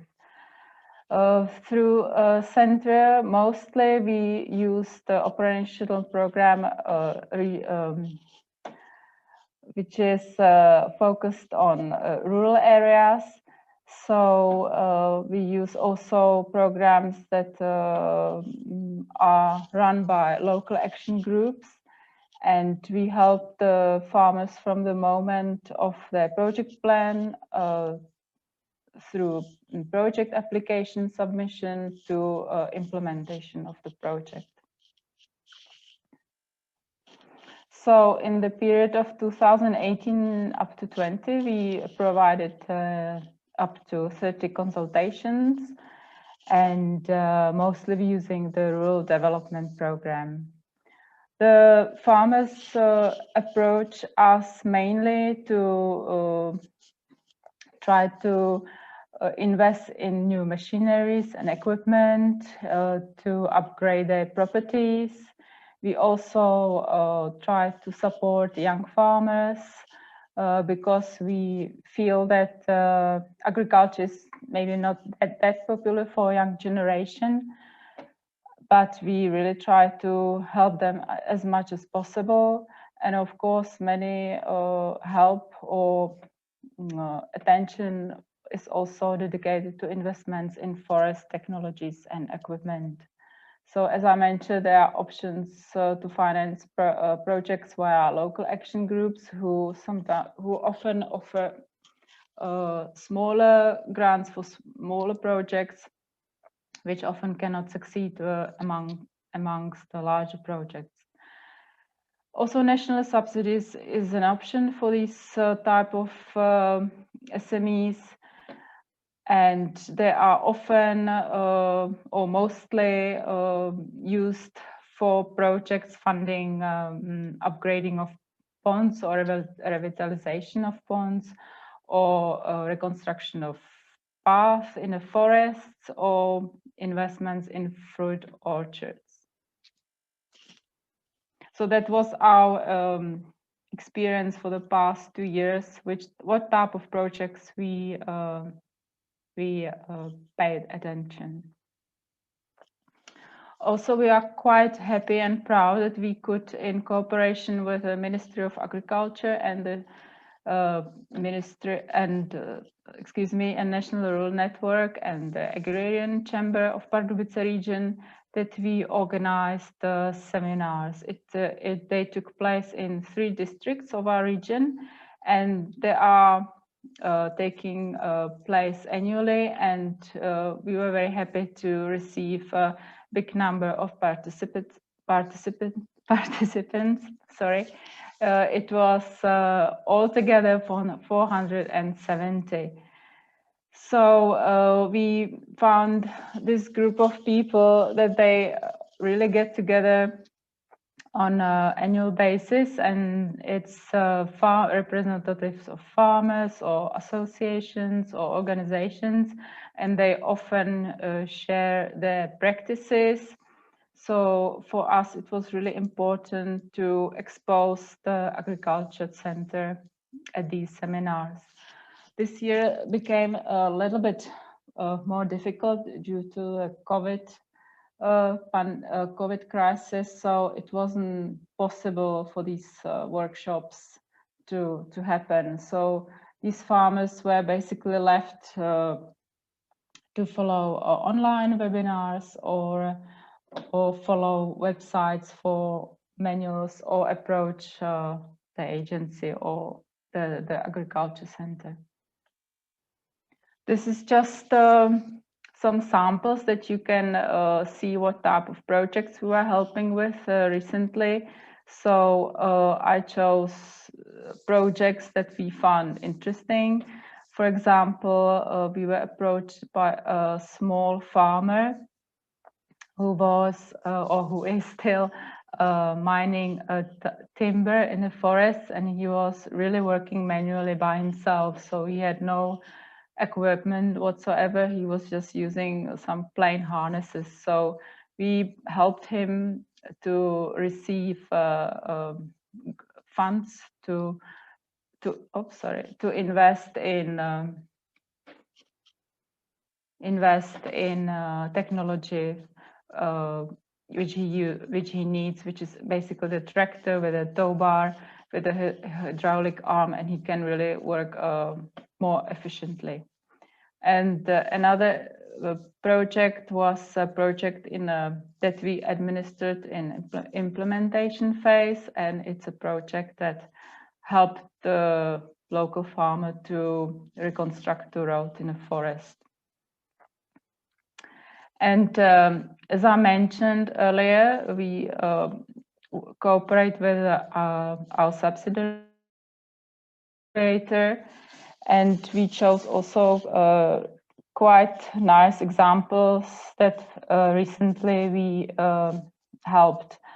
We were approached by a local box shop who was quite successfully selling products from local farmers and say local producers in a very special wooden engraved boxes. This shop, unfortunately, as COVID crisis came, had to close their shops because of the government restrictions and couldn't carry on. So the incubator helped him to join the initiative, which is basically a temporary possibility to sell their products online. So not only this company, but others also could save their existence in these difficult times. And this project called Farm Eye is quite interesting. As I mentioned earlier, we like to support in agriculture young farmers, young students. So these farmers-to-be, they came up with a very innovative invention or technological invention, and they came up with an idea that they could track with the cattle their diseases much earlier than it's normal, and that is happening through data. which is monitored via GPS, and pedometer, which is placed in a special chip, which is placed in their collars. They had some difficulties, some issues they had to solve. For me, it's a little bit too technical, so I'm not going to go into details. But anyway, we tried to join them with a technical college in Savova, and they helped them to solve the whole equipment. Now, at this moment, they are testing this prototype at the premises of Secondary School of Agriculture and Veterinary Medicine in Lanchkron.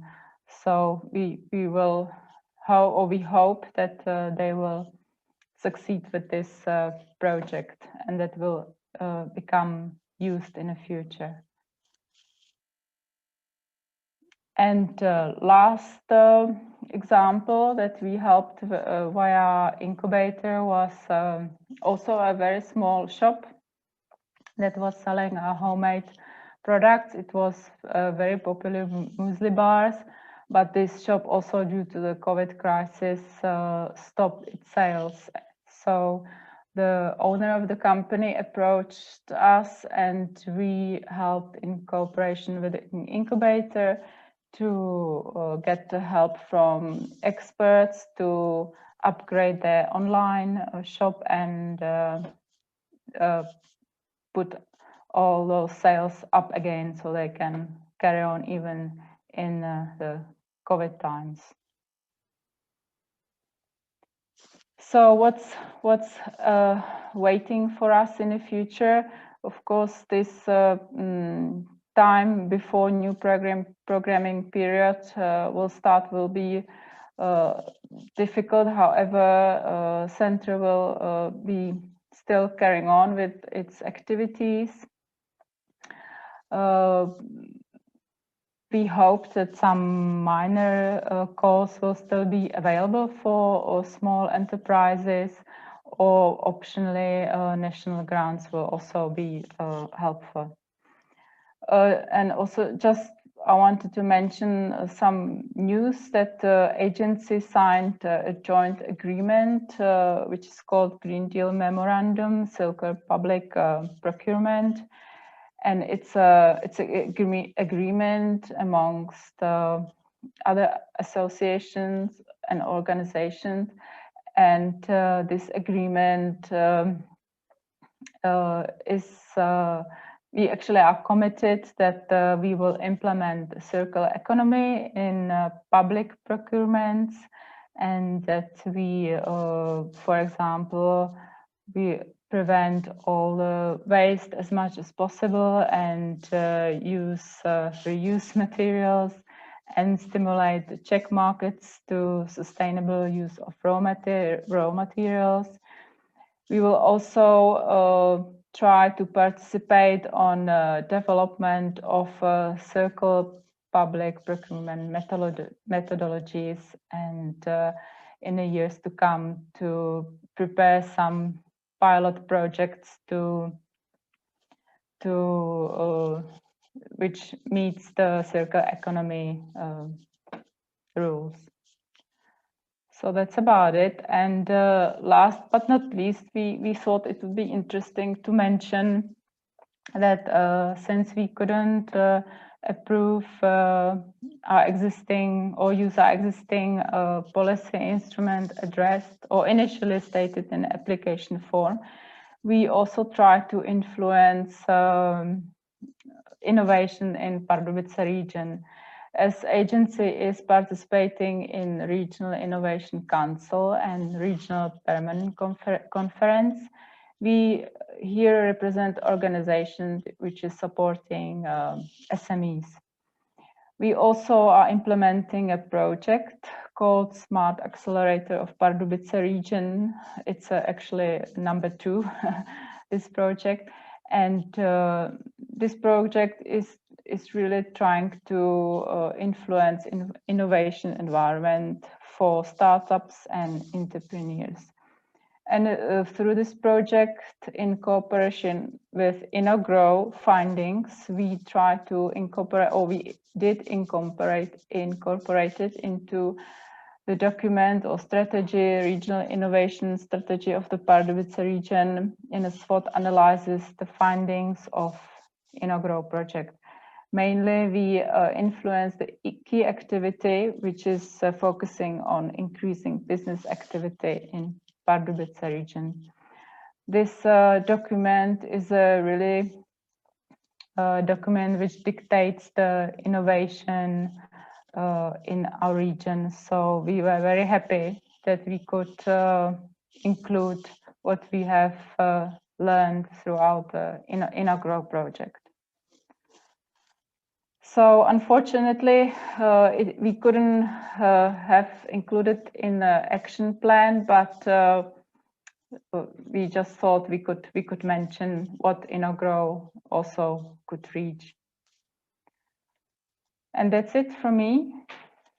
Thank you for your attention. And if you have any question, you can add it to the chat area. Thank you, Petra, also. Okay. Indeed, you're very welcome. Feel free to all of them this to post your questions to Petra and to every other presentation for that matter in the designated Q&A section.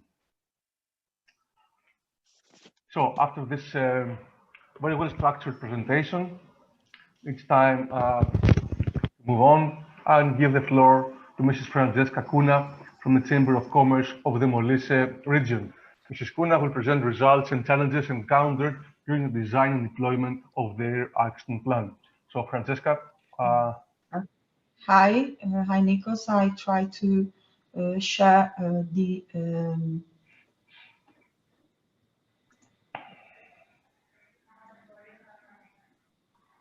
Francesca, if you encounter any technical difficulties with sharing your screen, we can do it from here, from our end. Just let us know and we'll do it. Shall we do it from our end here? Okay. No, you are sorted. Can you see the presentation? Yes, we can, and we can hear you also. Okay, let me start.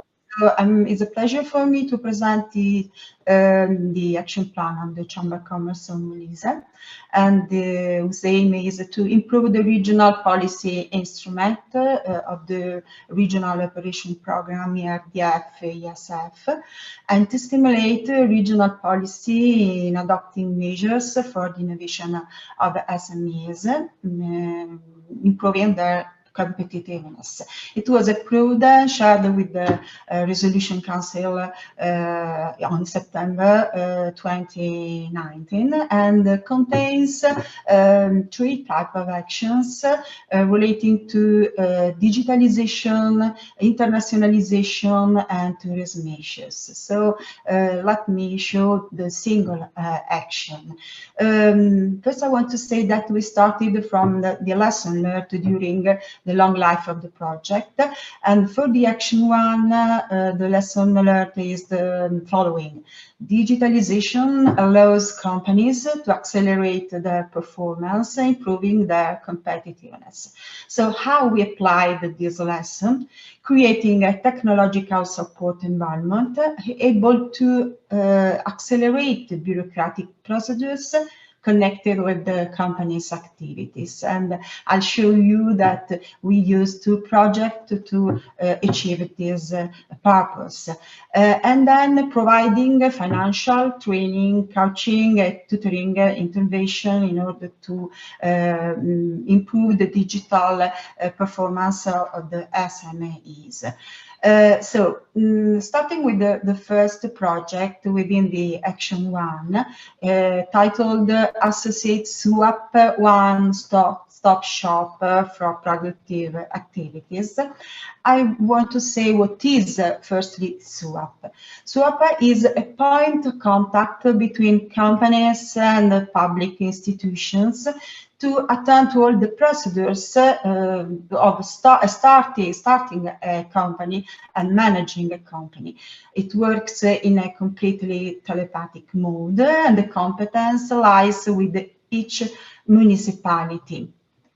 The Associate SWAP is an evolution of SWAP, whose aim is to implement an ICT platform in order to create a unique regional web access point to the municipal desks.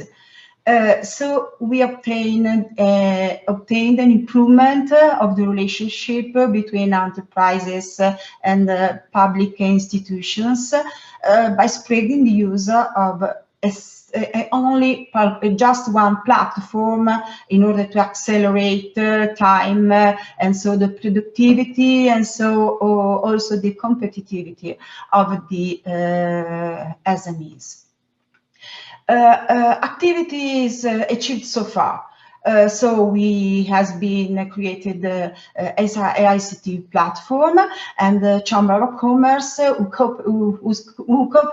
cooperate with the region of Molise is working in order to insert data in the platform. A regional decree for the appointment of a permanent working table is being prepared, and also the integration of the platform with the back office of the municipalities is ongoing. The second project within Action 1 is named MOSEM. What is MOSEM? Is an information system for the management of investment projects of the Molise region. It consists in an integration of the database of the Molise region with the data of the enterprise registers of the Chamber of Commerce of Molise.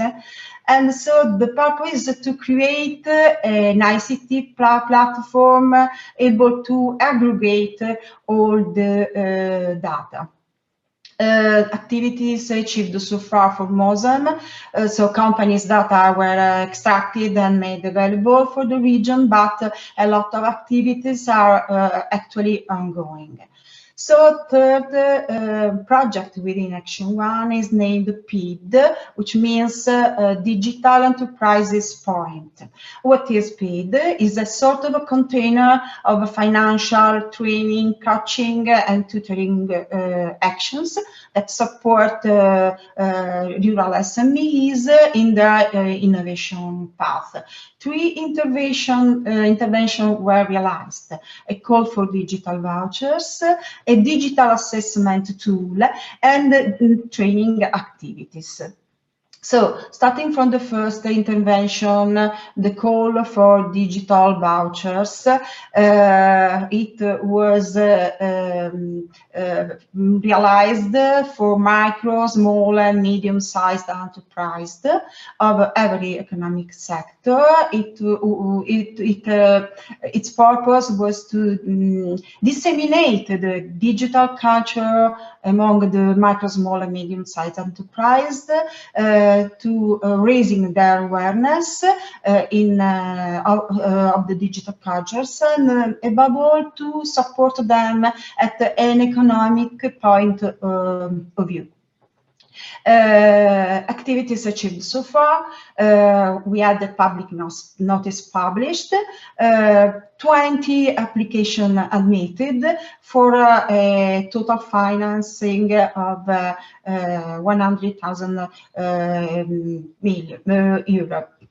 So another activity is related to a tool which evaluates the digital maturity of a company, and it was realized and with the support of the digital promoters who are experts trained by the Chamber of Commerce. It was really successful because the tool obtain as a final result a customized guidance service. Within PID also we realized different training activities. These are 2 examples of them: a workshop on technology and on digital transformation and innovative skills for SMEs, and also another one in November 29, held in November 21, related to the innovation as a lever for competitiveness. These are the two playbills of the events. I want to conclude this this first action, one of our action plan, saying that all the actions were supported by the Molise region in the frame of the Access to Digital agenda, but also in cooperation with the Chamber of Commerce in Molise, which funds a part of the activities, exactly those related to Project Tripit. So let's go on with the action 2. What was the lesson learned? The following. Internationalization enhances competitiveness, reinforces growth, and supports performance and sustainability of SMEs. So how we applied this lesson with a framework agreement between the Molise region and the Italian foreign trade, and also with another project named Project SEI, supporting SMEs to export, which was managed by the Molise Chamber of Commerce, and it was related to territorial scouting of SMEs interested in the export activities, analysis of needs with the checkup and company profiles, and again initiatives of assessment or assistance consisting in export kickoff plans. The activities achieved so far were the following. We realized in cooperation with the Chamber, the Molise region and the ICI,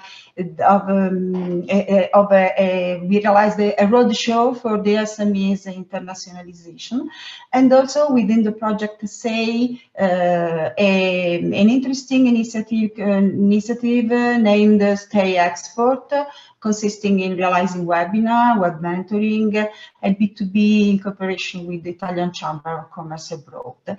These are the two playbills of the aforementioned initiatives.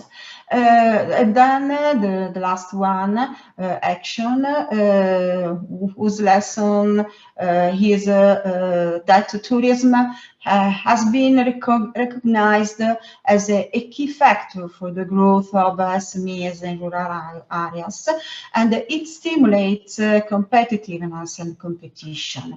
So how we can reach this result? Using innovative and technological solutions. And so we have three important actions: a pluriannual strategic plan for tourism, a public call for enterprises, very small enterprises, and the public regional tourism portal. The first action related to the pluriannual strategic plan for tourism is an ongoing activity. In fact, it was approved by the Regional Council on December of 2019.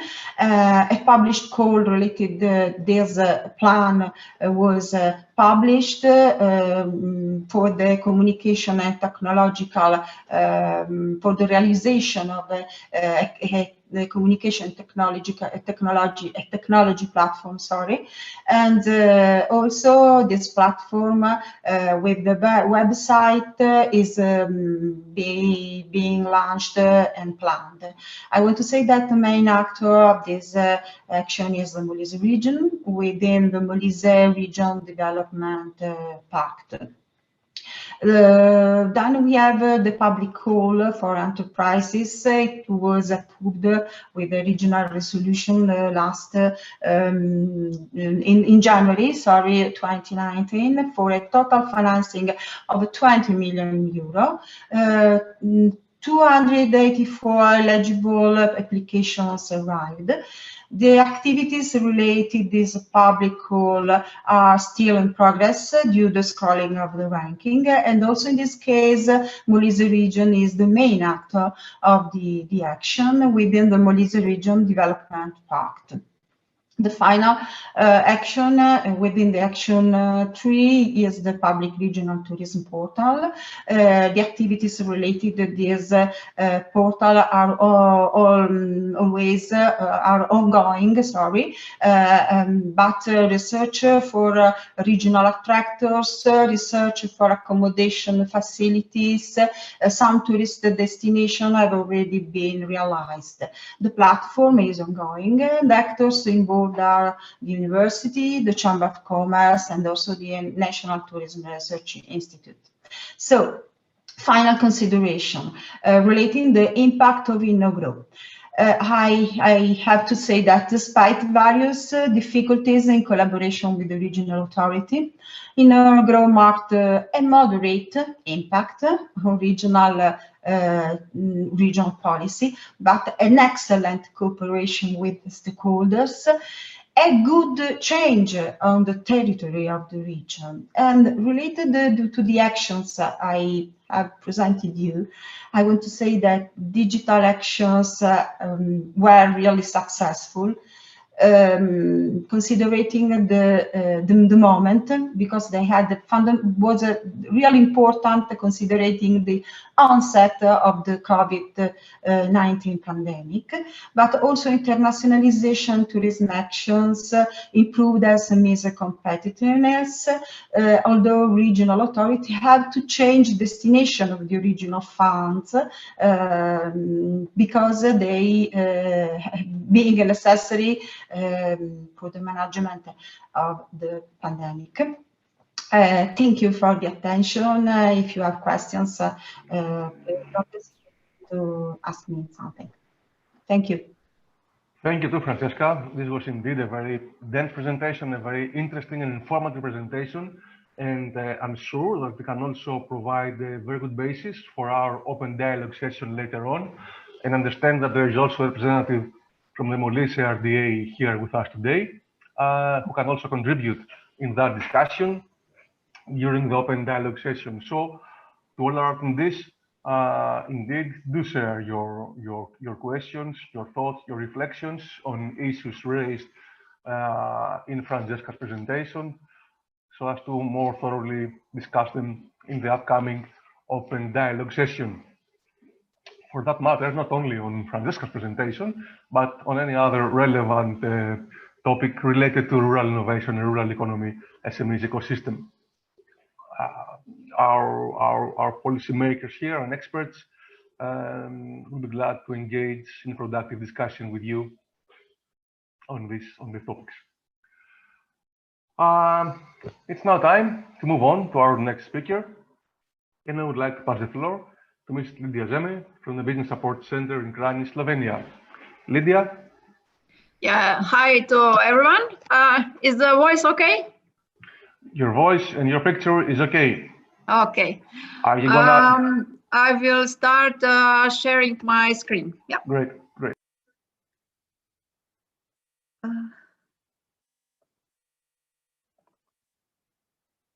Okay.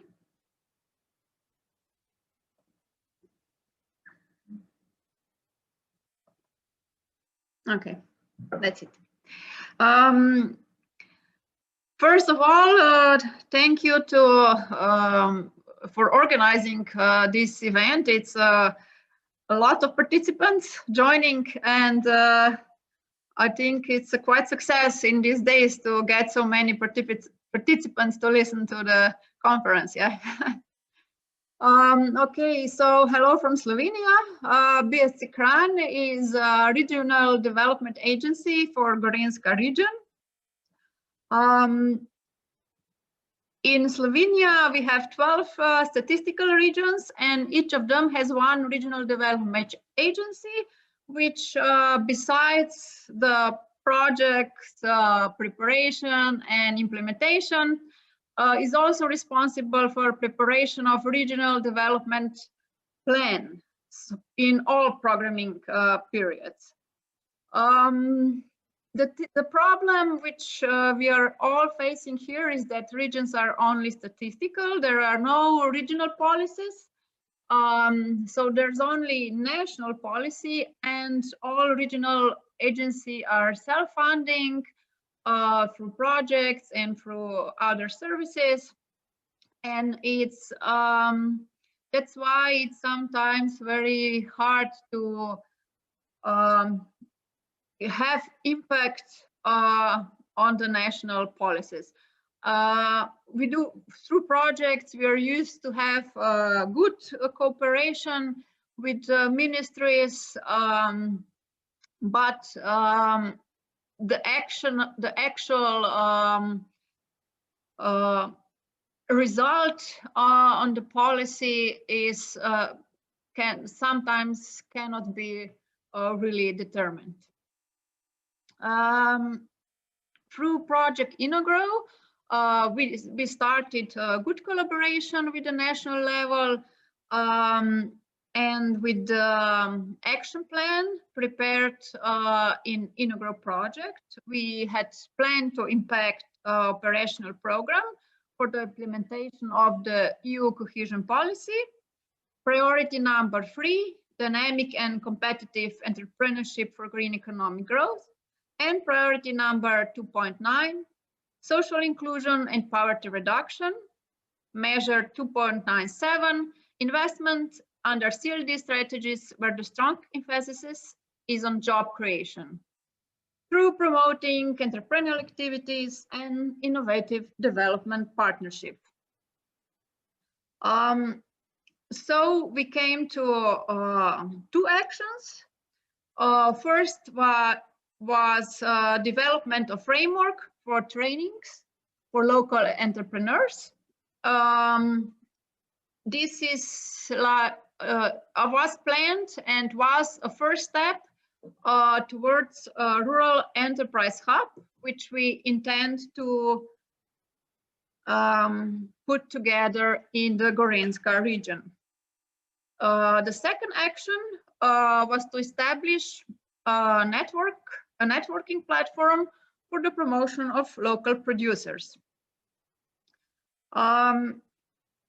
What is really useful is that BSC CRAN is also authorized operator of the community-led local development funds, and therefore we are a responsible body for the preparation of the local development strategy for 2 local action groups in our region, and for the whole programming period. And this came really useful.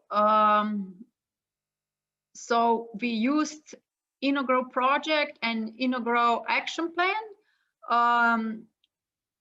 into combining the needs we found in the region into the strategy. This local development strategy has a specific goal to promote better economic and social inclusion of the society through entrepreneurial activities and innovative development partnerships. And only in the last 2 years, we put together more than 30 small projects, combining rural entrepreneurs from rural areas only, and we're really looking forward to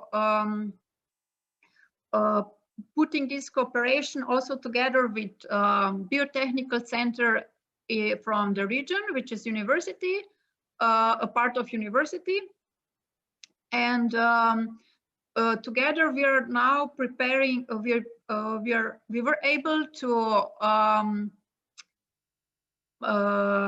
get the opportunity to prepare a common project proposal which could be financed, and of course we hope it will be financed from these calls, from local development, inside local development strategy, and which will end as a Agro Hub accelerator.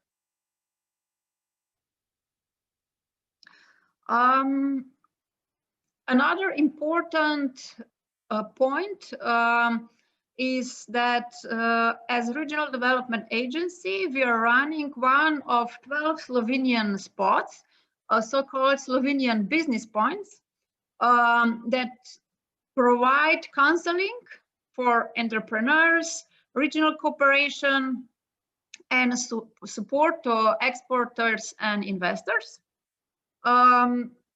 Also, we were able to get the national project of young entrepreneurs, which we are developing in our company. That means that we are actually employing 12 people whose business idea was selected at the call. We are employing them for 4 months, and in those 4 months we are offering them lectures, and we are actually helping them prepare their business strategy, which as a consequence is actually developing the rural area around. Also, in the framework of our Regional Development Agency, we run a business incubator called Kovačnica, where we are implementing CEO operations in frames of the operational program Priority 3, the same as was initially planned action in INNOGROW Action Plan. Furthermore, we are already executing 2 projects from within the Interreg Central program called Induci and Mac Village, which are directly promoting local entrepreneurs, and help through those projects. We are helping to promote creative industry in the region. And in Mac Village, it resulted in three very interesting groups, which we could find through the people that were already participating in INNOGROW project. So one is dealing with agriculture, one is dealing with wood, and one is dealing with tourism in one very small, very high area up in the mountain. But together we are combining them with the products, and also trying to establish a new brand.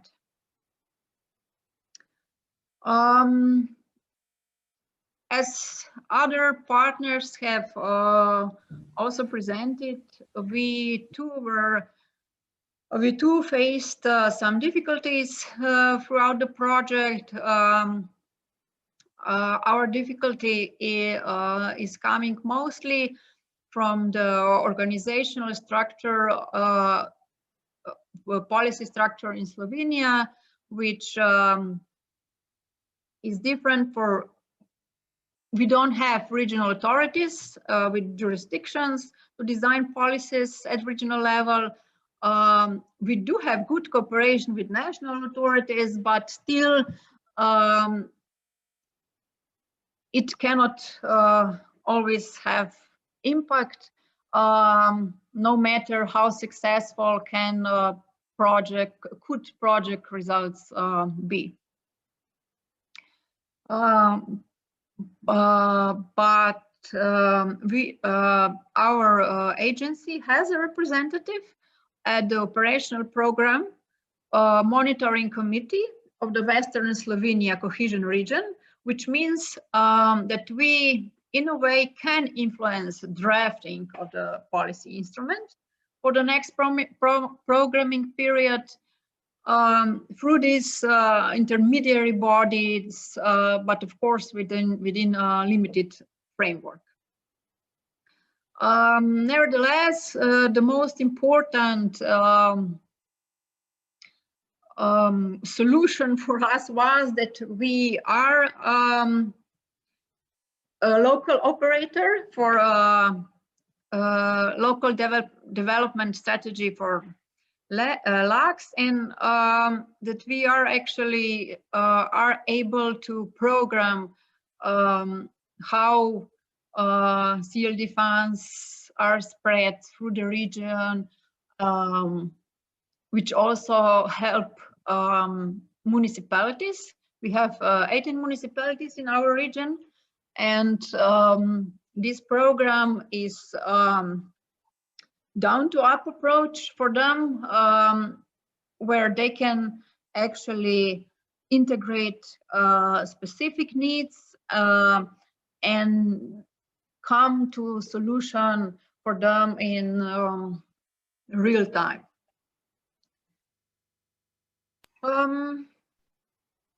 Yeah, I think I have come to the end. I don't want to be too long. I guess people might be already tired by now. If there are any questions, I'm happy to answer. Thank you very much, Lydia. Indeed, if there are any questions, please feel free to share them in the Q&A section, and we'll discuss them later on. So, typically, we should have finished by now. So we're overshooting our initially foreseen time plan. Therefore, I would like to kindly ask the next presenter, Mr. Zoltan Kalsu from Pano Novum Zone Development Agency, to keep it as concise and short as possible, so that we can have our break then and revert with a very interesting expert's opinion time slot, where Dr. Patanapong and Professor Mark Gordon and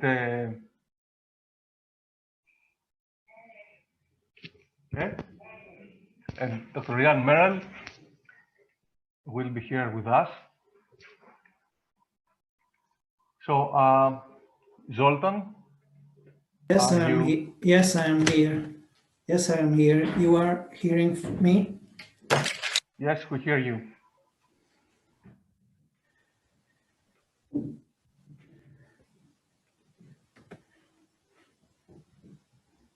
Hello. Zoltan, do you want us to present from our end here, your presentation? Yes, I'm Okay, sharing moment, my please. presentation with you. You have it with you here, okay. So you're presenting from your end, right? Yes, can I change the pages?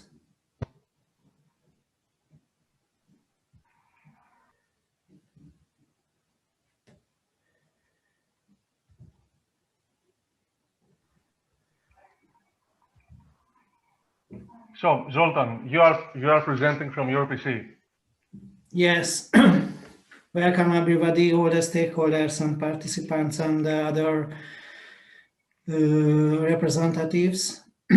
in this project. I'm Zoltán Karcsú, Innovation Manager from Pannon-Novum, West-Transdanubian region of Hungary. And I would like to share with you your policy instruments and action plans, which was mainly was the topic in this project in the last 2 and 3 years. West-Transdanubian region is one of the most development regions in West-Transdanubian region in the west part of Hungary, near the border of Austria and Slovenia. But despite of this region is most development in Hungary, the innovation ratio is one of the most lower in Hungary, and the priorities of the territorial regional operational program is contains also the most less financial tools in Hungary, unfortunately. The Vajdaság and Győr-Sopron county gave less financial tools in the rural development at the recent European Union development period. That's why we choose in this project the rural area innovation initiatives in our region. The action plans was addressed the territorial and settlement development operational program in the last years. This operational program contains 7 topics. Our aim was only 3 priority from this operational program. The action plans was supported by the Ministry of National Economy recently, but in two years ago there was a structural change in the governmental authorities in Hungary. So this ministry name and structure was changed by the governmental offices. So the new department name was the Ministry of Finance, but the department remained the same, the Department of Strategy Planning and Evaluation of Regional Development Programs.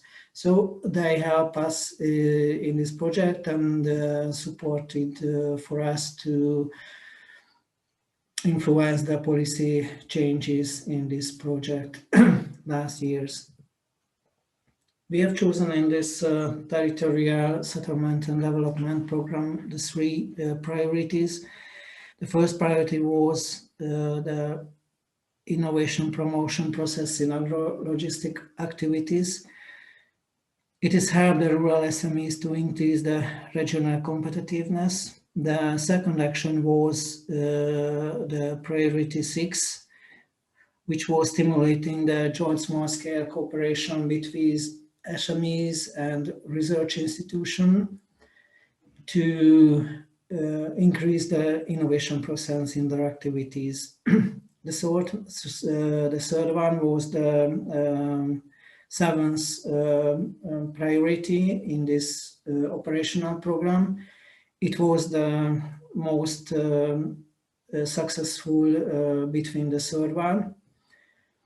It was named to support activities in field of innovation in rural action. Sorry? Okay, I can continue it. Move on. Yes, Zoltán, yes. Yes, move on, okay. please. It was another voice inside. Now, somebody perhaps opened their microphone, so please, let's keep our microphones. Okay. Please. Okay. The third one was the most successful from the third action.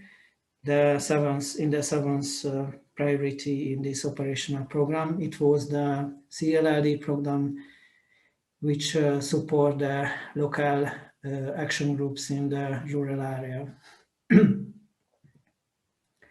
So the first action was the Territorial Operating Program 1 priority.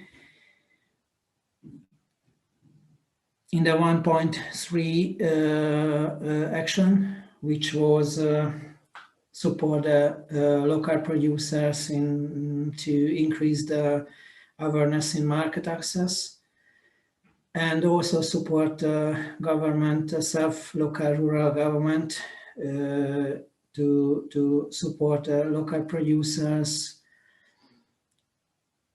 the school, kitchen, the municipal institution as well, and also support agro-logistical development in market access for the local products.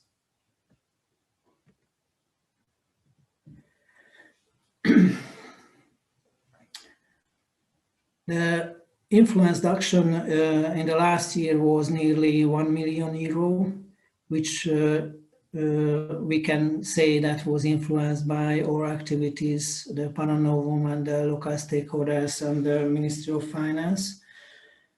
And probably at the end of this year, the influenced amount, estimated influenced amount is nearly a little bit less, but nearly €3 million. This policy instruments was modified in 2018, December 20s, and the territorial impact was to increase the innovation and agro-logistical possibilities in the call implementations. This action mainly we follow the in Zala County in the south part of the region, West-Transdanubian region.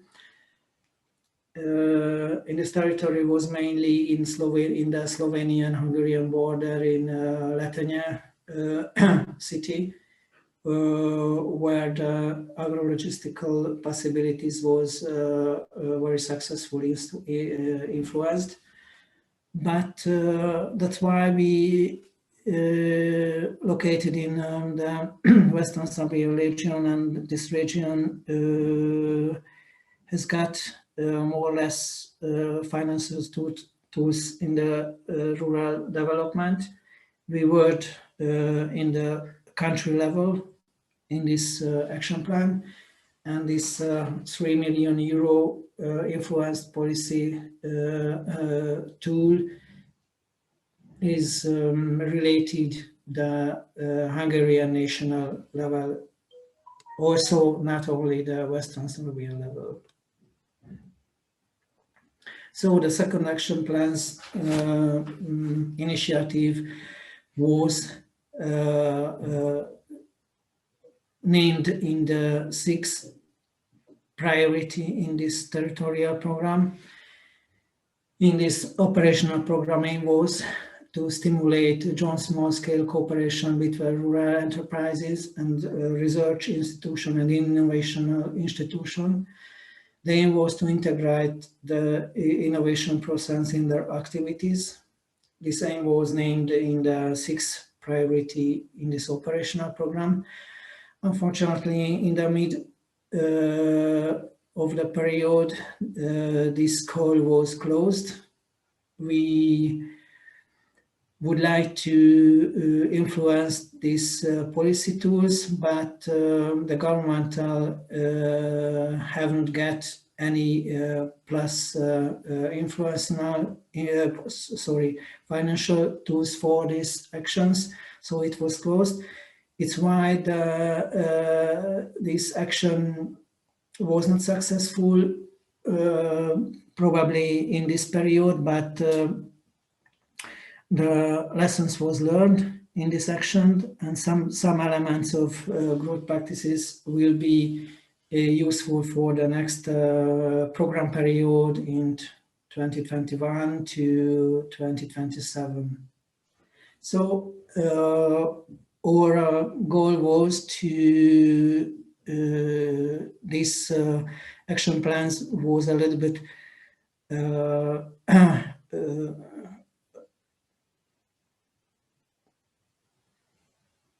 not now implementing, but introducing by the ministry colleagues, Mr. Norbert Bodor, in the next panel in the afternoon. But unfortunately, Mr. Bodor will be out of this conference. He is at the moment ill, and unfortunately, he will not made a presentation about in this topic these days. Sorry for it. The third action plan was the most successful in the.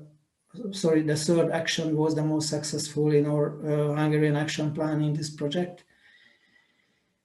It is related to the SZREDA program. The aim is to support the activities in the field of innovation and rural action groups in a rural area, in the small-scale territorial program, in the 7th priority of territorial operational program. This action aims was to develop integrated and community-based bottom-up and local partnership-based urban development program, which is located in rural areas. I will introduce the financial tools. It depend of the growth of the local communities. It helps also the communities to stimulating the innovation in rural area. And in the last year, our aim was to influence this SZREDA program nearly 10,000 euro, but it was most successful.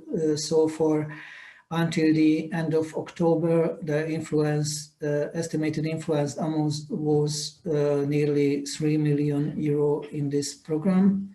It is not so much by percent in Hungarian national level. It's only 4%, nearly 4%. But influence among is not too less, I think, at the moment. This territorial impact is mainly stimulating the communities in rural area, in little municipality level.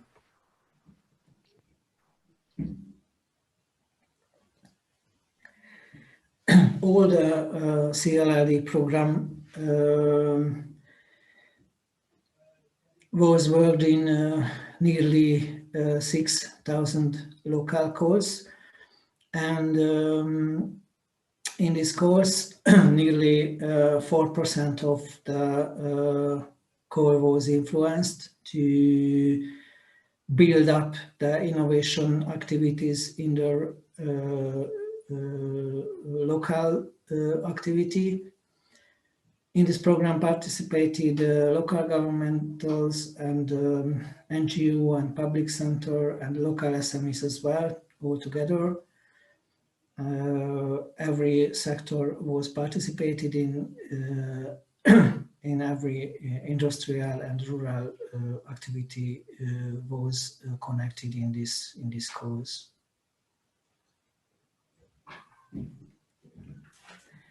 Nearly 3,000 local projects will be supported in a national level, and the priority development was without an alternative, and it was directly related to goals and expected result of local development action and municipalities also as well. So, as I mentioned before, the innovation percent is at the moment is continuously increasing at the moment, and the end of October, 3.8% in number was influenced in this course. And probably in the next 2021 and 2027 periods, this local development initiative will be continue also, and our goal is to achieve the innovation project activities at least minimum 10% in this period. And we also hope that INNOGROW will help to find good examples in rural economies also.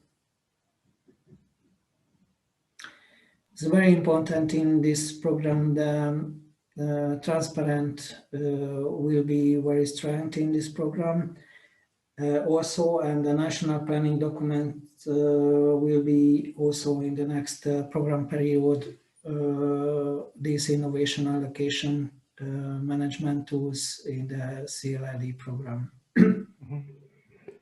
So finally, the role of innovation needs to be further and changed in local course. All the territory opera program, and in this project also with the Ministry of Finance, we are continuously discuss it, and hopefully it will be successful in the next period also. Okay, that was all. Thank you very much for your patience. Thank you. Thank you very much, Zoltan. Thank you very much. So I think it's time now for all of us to have a short break, go grab a coffee, sandwich, and get back in 15 minutes for the thought-provoking expert review panel that Professor Matt Gordon from the University of Newcastle has prepared for us. So see you all back in 15 minutes.